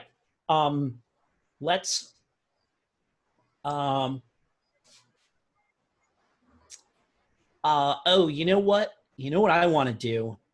I want to see if I can't repurpose one of our radios. To send out like a radio burst, or like if we've got motion detectors or something like that. I want to kludge something together to see if I can, we're just kind of going methodically down this little hallway, like whatever, like a crevice, like a natural, or maybe it's even something they carved out. But I want to see if I can find like a place where we can maybe cut through a wall to get to like a no kidding drop. So like we can punch up the grenade and then just like shove it into like an abyss somewhere. Like some kind of fucking bottomless pit that we can drop it into. Okay. So let's make an NFA check to find the perfect drop site. Let's see what we got for that. Oh yeah. Yep. And that's on the money. That's as high as I can get. Yeah. So yep. Mm-hmm. So you've got like maybe 500 or 600 meters. A real narrow section that maybe you would have called a halt at. But just beyond that, there is what looks like a large opening. Maybe not like a chimney kind of vertical drop, but as close as you get in any kind of a natural setting. Great. So I'll get Drake on the torch. We got 500 meters to go that way. Everybody, keep the bugs off of him. And as soon as we get through there, we're going to punch it up and drop it down. And then back up double time. Okay, so, I guess you set the timer, right? I think you've got no idea how deep it is, right? But really your timer is to give you enough time to get back somewhere. Yeah, and I am sure that this is not a thing where I get to like set the timer, but I press a button and then like whatever, like a 99 comes up on screen and starts counting down. And is that 99 minutes? Is it, whatever, who knows? But we just want to like bust our asses out of here and get back to the dust off site. I mean, it's been a hard slog, right, to fight your way through kilometers of tunnels, right? So it's not like the guys who gave you the warhead are taking the piss and giving you 3 minutes head start on dying. But you got like an hour and a half or 99 minutes or whatever it is to get back to your shuttle. Oh, 99 minutes is great. That's cool. I think that's a reasonable amount of time. Yeah, just starts count down 1 minute clicks. Sure. That's and then I think you can maybe rely on the anti-grav thing to kind of slide it down past some of the bumpy parts, and he's like, we can set it so that it rather than it going like this, the sled just kind of slowly drops it down through the down into that crevice until it can't go any further. But we got to press, I press the button, and then we're on our heels, and I'm go we're hot footing it out of Hauling here. ass. Yeah. Yeah.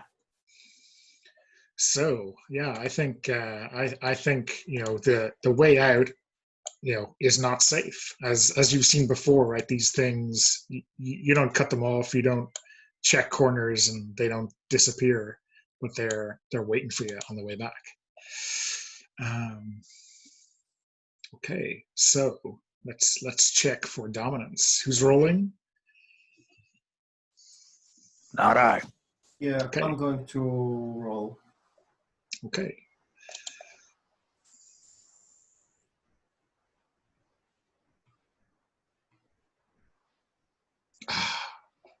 Seven. Once more. Another 10.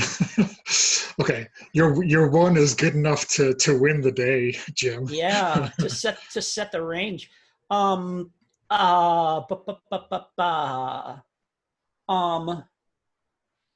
Almost like- got an ambush, but so this close. is close. I think we're like they're gonna come out of it right on top of us, and we're on top of them. And I've got and sidearm per usual is my standard. Oh, sorry. Actually, you know what we should do is before we do dominance, do we say what weapons we're using typically, or is that before It's we? before dominance, make our first- but I am assuming everyone is using the usual weapon they start with, unless you holler different. So Drake, you've got your shotgun. And well, okay, so then close. Dietrich's got the E-cannon, Drake's got his shotgun, I've got my sidearm. So put yourselves in close there. Sorry, near. Sorry, near. Near. Okay. So I think the E-cannon, the E-cannon does 0 up close, right? Pocket. Unless, did you improve it last time to do 1 at close, maybe? No. Why in hell would I do that? To be an effective member of the team up close. An excellent question. Because even if you do 1 kill and you're not rolling anything to do kills, you're removing a threat token. So yeah. Anyway, I guess everyone is opening fire then.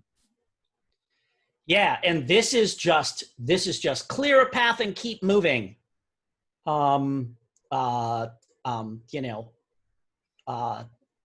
Get what kills you can, but we make for the exit.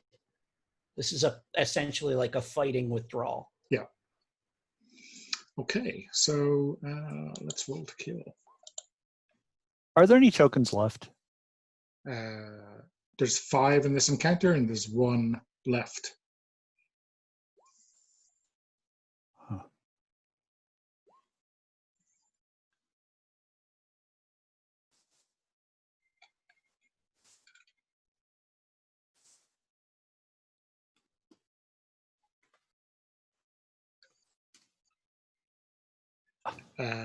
Do you need the roll to hit first, Pocket? Oh. Yeah, he does. I mean, safe bet, but... Okay. Okay, do you want to re-roll kills? No, it's grand. Okay. Sorry. So I got a little out of myself. Yeah. Okay, well, you're going first anyway, right? So, as is traditional. So there's another 77 kills. So are you ahead of the pack? Are you cutting that swathe yourself, or are you being kind of tactical and holding back a little bit? Captain said cut a path. He was non-specific as to the means. I feel like he's up front clearing the way so that everybody else can just come in behind him. Yeah. It's kind of bushwhacking. So that's fair enough. Aliens go next on a 4, and they are coming out of coming out of the floor, right? They are grabbing troopers now and just pulling them down inside the floor, and then just that's fucked up. Oh, that's creepy. Like they're they're like yanking them down. Oh God. Oh, that's bad news. Yeah. Okay. And that is killing Drake and BD as well. Yep. I am crippled again. But I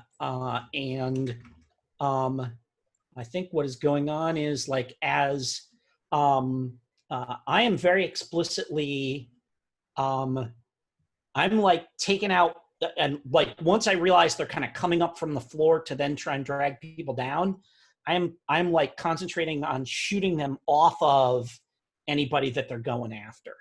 Yeah. Right. So I've got a 2d6 roll. 2d6. That's 8 more kills for me. Okay.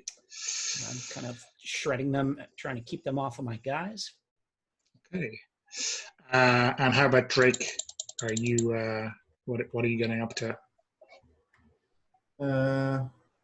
Yeah, Drake isn't doing so well. So at first he got trapped by this one back in the floor, and as he was trying to retreat, the other one came by and it swept the tail so hard that Drake probably like flew like a couple dozen meters and it's like crashed to the wall. So yeah, with his armor shredded, he is now crippled. So yeah, probably like he's limping forward, or Okay. trying to limp forward. And I think maybe one of those guys who was pulled into the floor but not quite got the alien shot off him just in time is Z, the radio operator, and he's like up to his waist right in the rock. Yeah, that's bad news. So what are people doing? Keep shooting, keep running. Alien beat 2 of you and is pushing you at far range. Okay. Even though I did kills but it got me. Yeah, it rolled better than you. Okay. Yeah. I think one more token should be dead because guys killed two tokens. Yeah, I took one out. Yeah, we got 1. So now we're down to 3. Yeah. Okay. So what are people doing?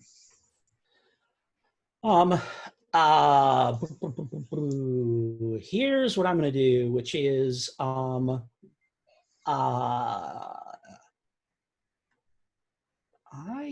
think I'm going to sling my sling off my, I wonder if is this something that would work, which is to like grab my slug rifle and toss it to Drake so that he can actually, I would need to make an NFA, right? This would to do that. Yeah, I mean it's an NFA to do something like that, which is to switch weapons. So he probably couldn't use it till next round anyway. So Jim, let me ask a question. Yeah, please. Do you have anything else that could soak damage at this point? Because you used your armor. I do not. No. If I take another hit, I'm dead. All right. I'm just going to use my free O on. Hang on a second here. Forgetting the terms of things. Strength. Yeah, I'm going to use the strength. And the encounter. Because I'm seeing that BD is like in really bad shape. I know he already used his health pack. And I'm just going to yell, "Don't worry, Captain. I got this." And then end it in a truly spectacular, even for Dietrich, mess of carnage and mayhem. So yeah, what's the flashback? What unlocks this strength?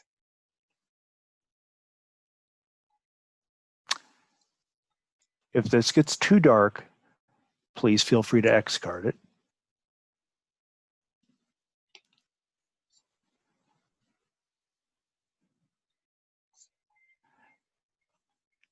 Daddy, I swear you touch me one more time.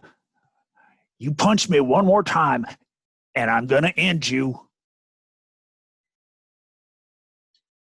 And Mommy, I told him that, and he hit me again. And I just didn't stop punching him until there wasn't much left to punch. It was like punching mud.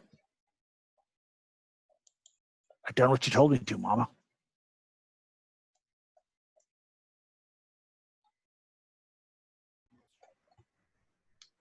Ouch. What do you call that?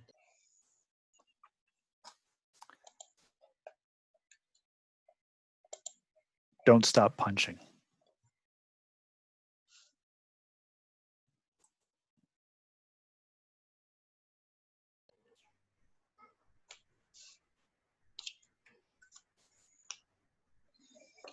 Okay, and then describe how we see that. You roll kills at your best range, which you're at, and then describe what that looks like. All right, let me move windows around here because both of your party is getting a little messy. That is 93 kills, so I have surpassed 500 kills in a single mission. 539 total, Jesus. And what that looks like is I just start firing the E-cannon at the walls to generate shrapnel. So I'm not even bothering trying to hit targets anymore. I'm going for complete and total destruction. Because I figured out by now that these walls are pretty decent fragmentation grenades when you put something even marginally explosive near them. So basically I just turn the walls into flechette rounds. And everything gets sliced apart, and what doesn't get sliced apart, my E-cannon finally runs out of ammo, and I just start stabbing things with my power fist, just over and over and over again, until BD comes over, puts a hand on my shoulder, and says, they're dead. That's enough. I don't think I say that's enough, but definitely we're clear. We got to dust off. Or you know what? Maybe not. That's enough. But Dietrich, the bomb will take care of the rest of them. Save some for the bomb. That's what I say to you. Sir, Yeah. yes, sir. We don't waste ordnance in this outfit, sir. Okay, cool. Yeah. So yeah, you cut a swathe like there's nothing left in this corridor. You get back to that crater, and you kind of see the dropship. It's kind of circling right, waiting for you to show up. And then as soon as you get out there and put on your beacon, it drops down to pick you up. And here is our final encounter. 1 token. Who wants to roll for dominance? I will roll. Yeah, why not? I can spot something moving in the shadows. Yeah. Even though I'm limping forward, so why not? Puckett, how about you? Nah. Okay.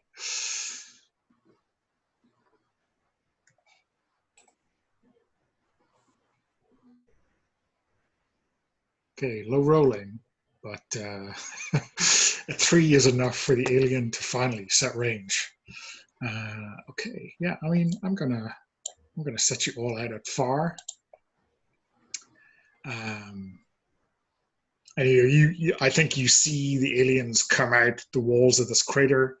It's collapsed from the amount of fire that's been put on it earlier, and they just kind of like jump out and then like swoop into the crater surface, like they're whales or something, just showing themselves before they killer whales before they come up underneath you, just where the dropship is going to be coming, and they're going to like zoom out straight at you without much chance to train your weapons on them. So yeah, what is everyone doing? Sorry, before we start, you should all have healed 1 level of damage. I know things are getting down to the wire, so that's important.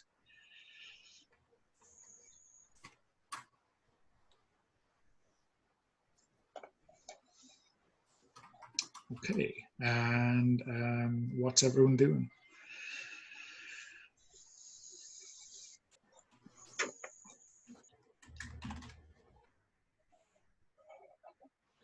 Oh man. Yeah, I'm just gonna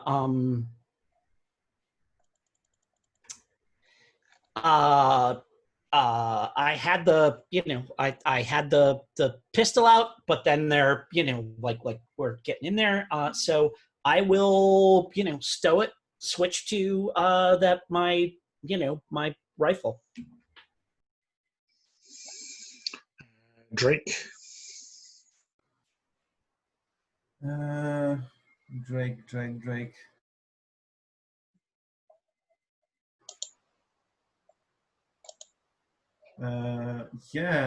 Drake is going to close in on the audience.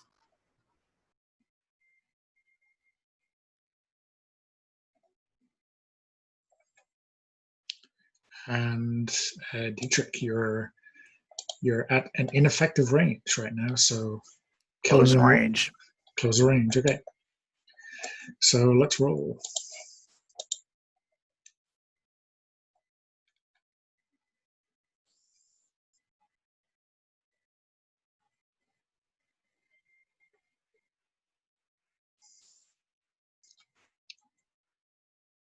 Okay, so you all get your wish, and yeah, you are. I guess they're not killing anyone, right?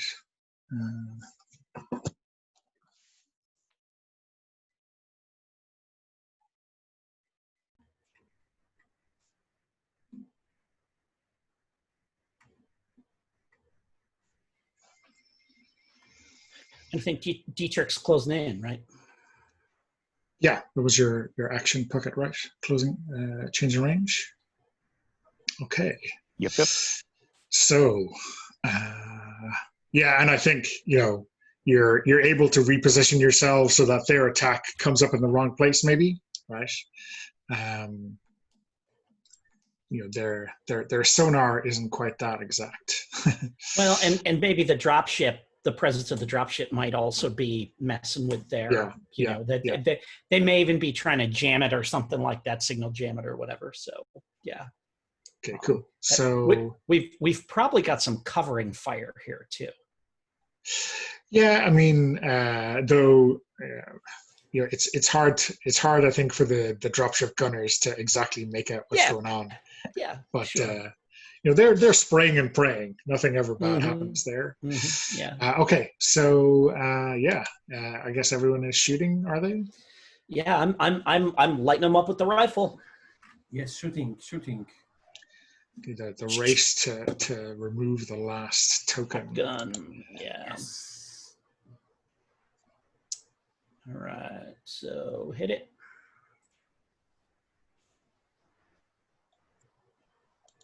Well, Alien's got a 5, which is higher than everyone else's success. So they kill everyone. And so they like swarm around and come up underneath you, and again, sucker punch you from an unexpected angle, shredding through that armor or that flesh if it's still there, knocking you down to size again. And then we have, and I think it's Dietrich that's going to clear the last token. Yeah, indeed. I think Dietrich took all of the luck out of this one. God damn. That is 602 kills. It's worth a medal all by itself, I think. So what does that look like? Last man on the dropship. cycling through those ammo energy patches like there's no tomorrow. Get off my captain, you sons of bitches.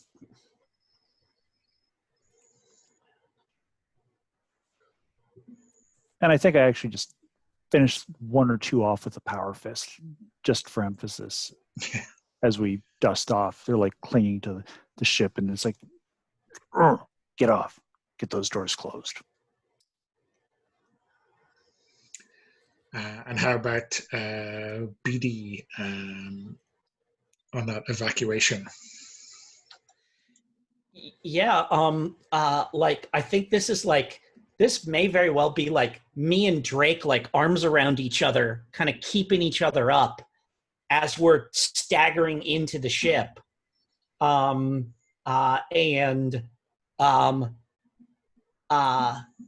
we're like, and I say, everybody crash couches, strap in hard. This is going to be the bumpiest takeoff you've ever had. And,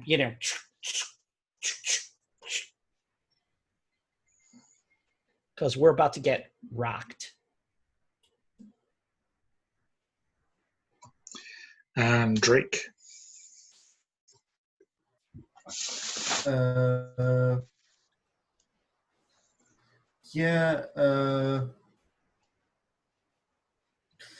Drake gets on the evac ship, straps in. We see he's like set his leg again because it was like broken. It's like open. Oh, it's like open and broken. So yeah, he needs some help of his supers to carry him in and then strap in. We see like one eye probably like also damaged. Yeah, he goes beaten hard.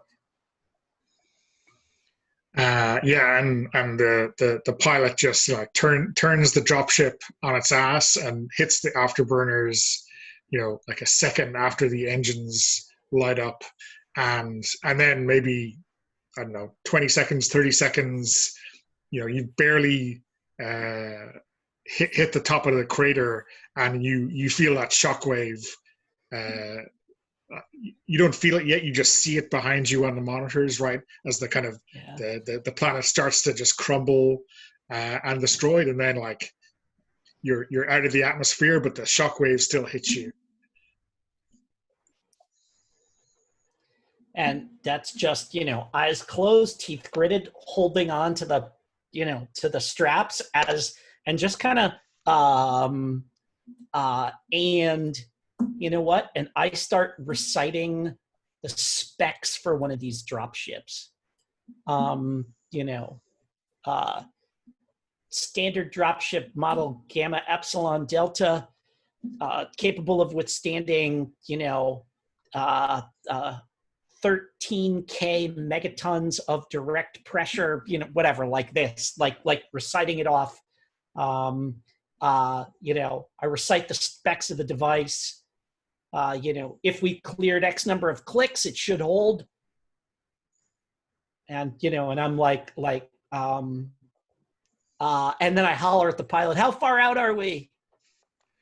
I think the pilot is not talking. He is concentrating because the shockwave is like threatening to pick up this dropship and just dump it somewhere. And I think, you can see the hull inside start to shake, right? And rivets are, it's probably your imagination. They're not really coming loose. Yeah. Right. And then you're kind of smooth sailing into space. Excellent. Okay.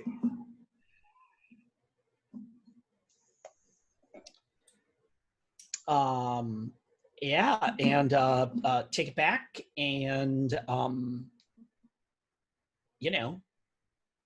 when we land, we're I need a medic for Sergeant Brandis. Thank you, good captain. I believe I can find my way to the medbay myself. I think it was that way. And I think this is one of those things where we come in and I say, Captain Brandis needs a medic, and then I pop my helmet off, and like I've got, you know, like black eyes, a broken nose, blood coming out the corners of my mouth, kind of thing like this. And like I croak that out. Sergeant Brandis needs a medic. And clearly, like I need one just as badly as he does.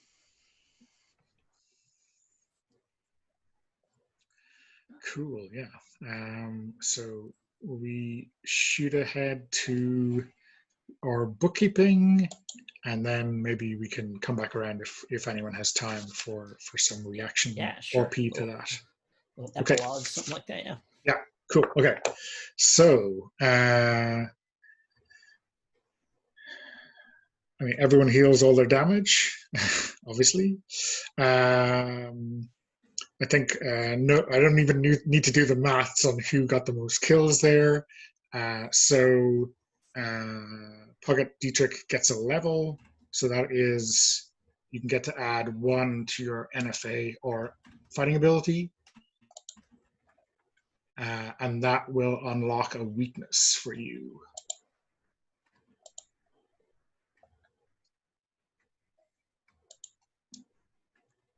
And Jim and Pavel, you get to roll off to get the other advance. And we just roll it. Oh, that's right. Yeah, it's D10, just yeah. Whoever gets higher. All right. That says I got 0 kills, I will not roll. No, you have to roll. That's the rule. Everyone, it doesn't. The kills doesn't matter. If the kills mattered, it would be second place. That's awesome. Yeah. That means we both get it. Okay, and we're rolling an FA. Is that correct? Oh. No, it's just a straight roll off. You not for you. This is to see who gets the other advance. Oh, okay. It's awesome. Yeah. That's tied. So we I both was level looking at the board, and Pavel's dice came up, and it was a 1, and then I looked over to see your roll, Jim. So I said, your luck is holding. You know, the time you want to roll high, you roll low. But yeah, both of you get an advance. So that is one on fighting ability or non-fighting ability, and you get to get an extra strength or weakness depending on which you have less of. If you've got the same number, it's a strength. Okay. Okay, cool.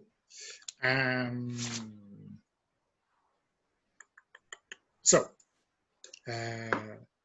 development. Everyone gets to improve 1 weapon by 1 step at 1 range. So if it hasn't already been advanced twice, you get to advance. Do we also get the option of adding a weapon?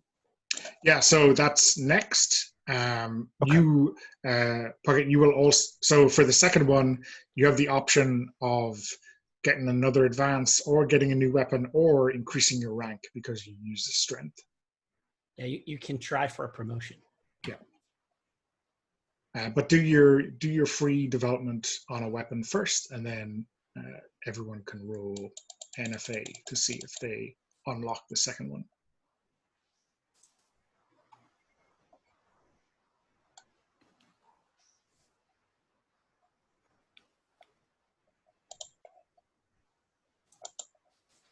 I bumped my heavy MG to do 1 on force, where I finally have a weapon that does something on each range. I can just stay in one place and just shoot. Yeah. The getting from 0 to 1 is, I think, really useful. Even if you're not getting the kills, you're getting the kills is good, obviously, for yourself, but getting rid of the threat tokens is good for the team. So, a quick question: when something has a dash, does that mean that it cannot be upgraded at that range? Yeah, it is completely ineffective. If it's a 0, it's ineffective, but it can be improved. Okay. So, for example, A rocket pod at near range. Yeah, like your hand-to-hand will have, you know, a dash at near and far, as will most close combat weapons.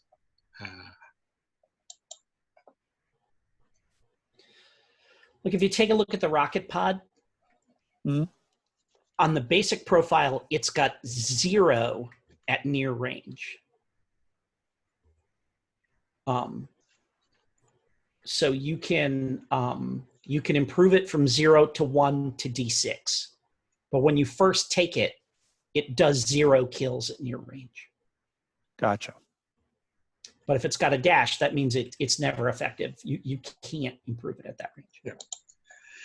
Because it'll say under best, it will tell you like how good you can make it. And so any of those ones with dashes under best, it also has a dash, which means the best you can do is it doesn't work at all. Yeah. Okay, so everyone good with their free development? Yeah. Do that, I think. Is that what I'm going to do? Do this.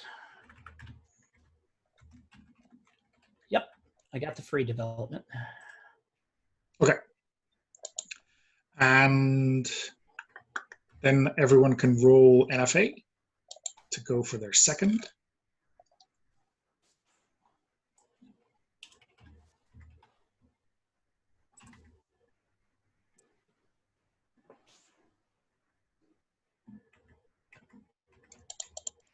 And I am going to requisition another TPK grenade, is what I would like to do. Let's see how that goes.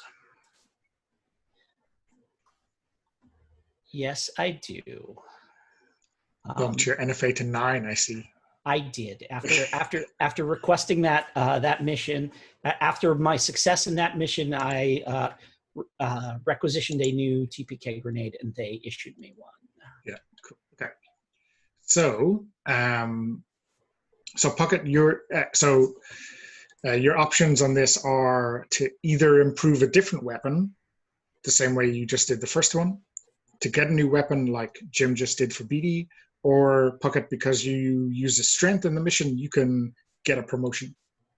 So you can go to sergeant. Does it happen automatically, or does he have to roll? Nope, that was the roll to do it. Yeah. Oh, okay. Yeah. Let me see.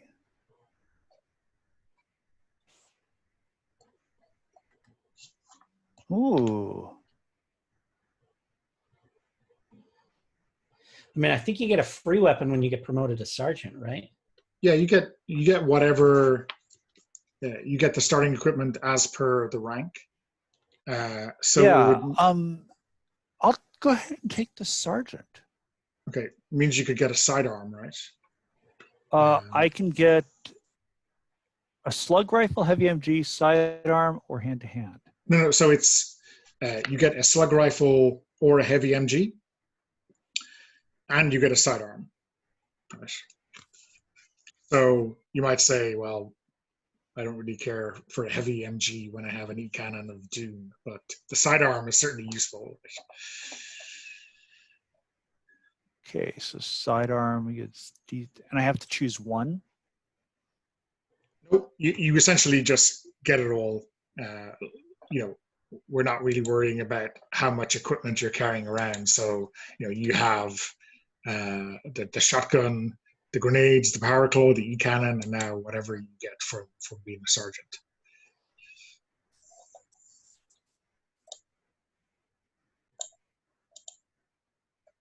So like the slug rifle is,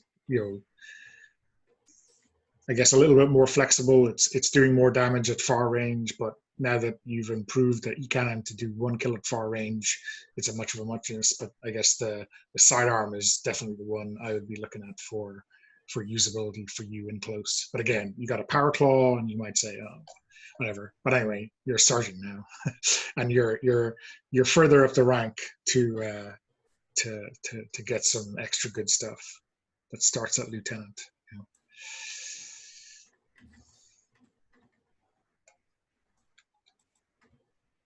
Okay, so yeah, what does this look like? This promotion.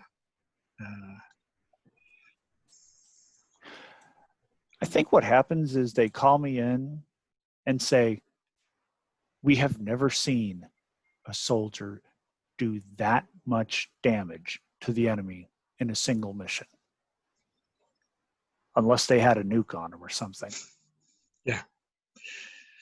That was a truly staggeringly impressive work of mayhem down there, Sergeant.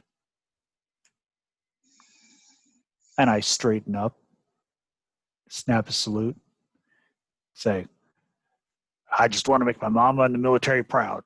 In that order. No, other order. Military is more important. Thank you, sir. Thank you, Sergeant. I think if we could get a squad of people like you, we'd be winning this war in no time.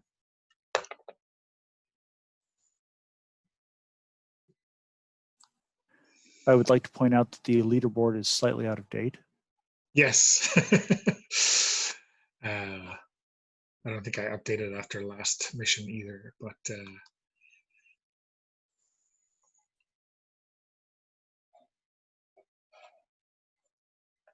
so how is this? Your shiny new extra chevron that's on your uniform when you get back to barracks. What's the reception like?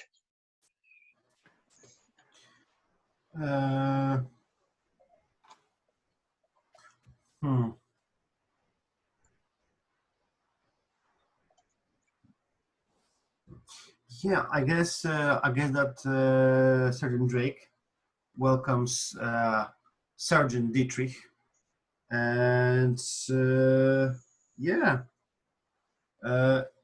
I imagine the two of us are not that much close, so I suppose Sergeant Drake just says, my congratulations, Sergeant Dietrich.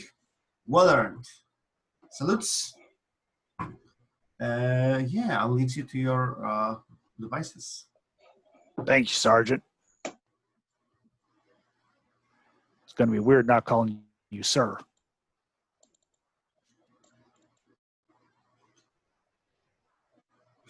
We'll get over it.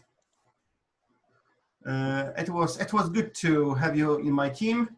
I will need to requisition for a new heavy gunner.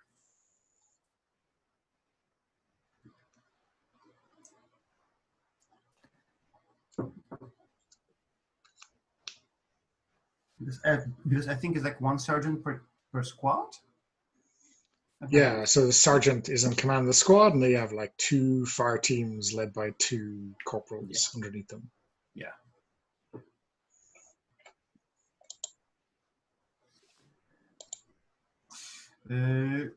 So that's It's weird for Drake because he feels really down after this mission, but yeah, he congratulates Dietrich and leaves, maybe to take a drink himself.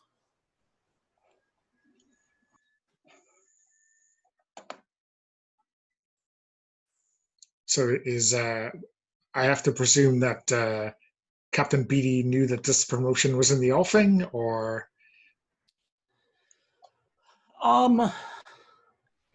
That's I think it I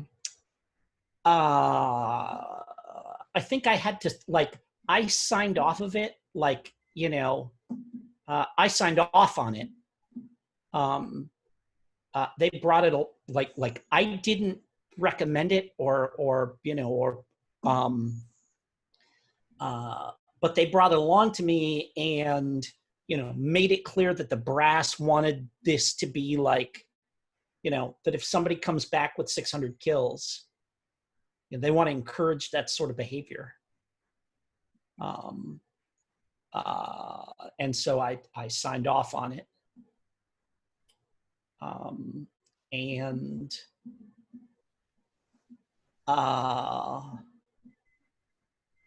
I do kind of want to, if we've got a moment to do a little bit of a little wrap up scene. Like in the med bay? It could be in the med bay. Yeah. Because I think at the very least after this, Dietrich would come and check on you just to make sure you're still alive. Sure. All right. And you come in, and I say, yeah, and and whatever, and I've got like the the drip and the and all this kind of stuff and everything, and whatever the they're stitching me up and everything, and we all probably have to do some kind of, we're almost certainly getting some kind of treatment to prevent the bends, right? Because of the pressure and stuff like this and everything. Which may just be like, you get an injection in the morning or something like that, or like every 4 hours we got to get something or whatever, but so, and you come in and I say, Sergeant, Sir. Eddie's. So, how do the bars feel? Sir, they feel kind of heavy, sir. Well,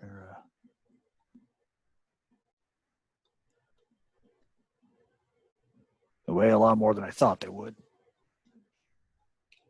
Well, what you're going to need to do is, I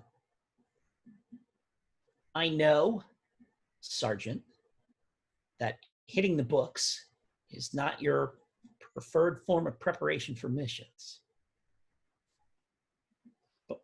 But in this case, you're going to have to.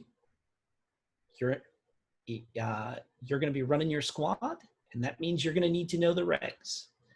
You're going to need to know at least enough of them that I can tell people you know them. Do we understand each other? So, do you want me to hit the books or do you want me to read the books, sir? Read the books. Sir. Here's what I'd like you to do. Maybe get together with Sergeant Brandis. He could use a little of your fire discipline, a little of your attention to detail when we're in the shit. But no one has tested higher on the sergeant's, but he tested into being a sergeant. So he can tell you which of the regulations it's most important to learn and stay on top of. Yes, sir. Your job is to get his kill count up. His job is to keep you from washing out. Understood, sir. Now, make sure that the quartermaster puts your name on that cup and that it gets put outside our quarters where it belongs. I say, referring to the like the whatever, it's like, I'm sure it's like some kind of like goblet that looks like it's filled with alien blood, right? That whoever has the current, like is the current kill leader, they get their name engraved on the, on the side of the goblet, and it gets placed outside the, the quarters of the squad that currently has that trooper. My pleasure, sir. Make sure they spell your name right. I think I can manage that, sir. Dismissed. Permission to speak freely, sir? And I kind of, and I look at the, like there certainly is a monitor in the room, right? Keeping track of me or whatever. And I say, keeping in mind the cameras, please do.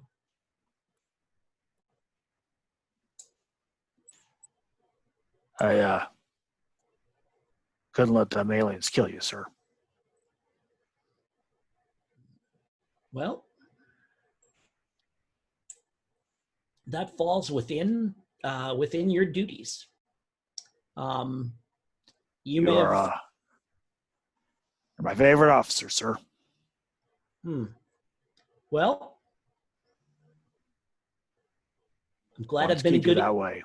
I'm glad I've been a good influence. But Dietrich, never mistake me for your daddy. We understand each other? Sir. I'm your commanding officer. I'm not your family. And you're not mine. Understood, sir. Now go find Brandis. Dismissed. Sir. Turn on my heels and walk out.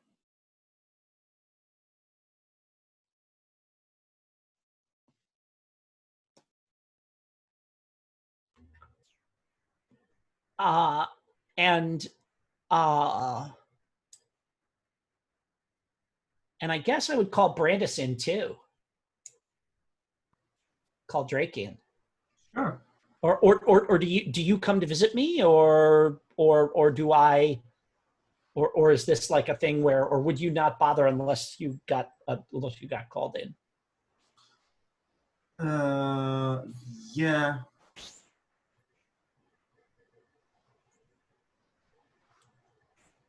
With the counter check, I think you go. I think you had to call me in. So Sure, yeah, because you're there running the squad, so that's totally cool.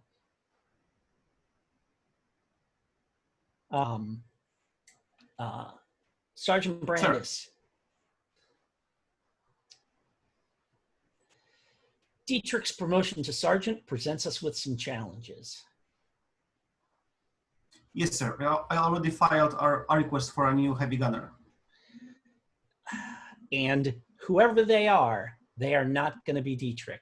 So we need to make sure that our battle plans reflect that accordingly. Dietrich is not strong in the regs. He is not strong. Let's face it. Dietrich's not going to be anything that's not fighting is not his strong suit.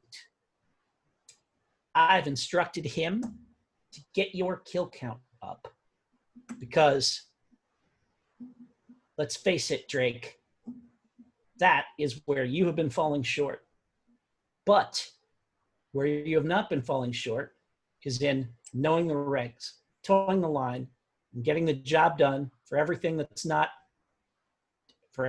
isn't down the side of your own weapon. So your mission, in addition to whatever else it is that they have us doing, is to see to it that Dietrich doesn't wash out. We are never going to get that E-cannon out of his hands, and no matter how high up in rank he goes, he's going to keep slinging it around. But we can't have a situation where, because of some regulation he doesn't know, or inspection that he botches, we lose him. Yes, sir. That would be unfortunate. So, your job, stick to him. Make sure he's not fucking up. His job, stick to you. Make sure you rack up some kills. Yes, sir. I was working with the team all day on the range. It's a good start, but I don't think your problem's in the range. I've seen you in the range. You have no trouble in the range. It's in the shit where the trouble lies. So stick to Dietrich when you're on planet.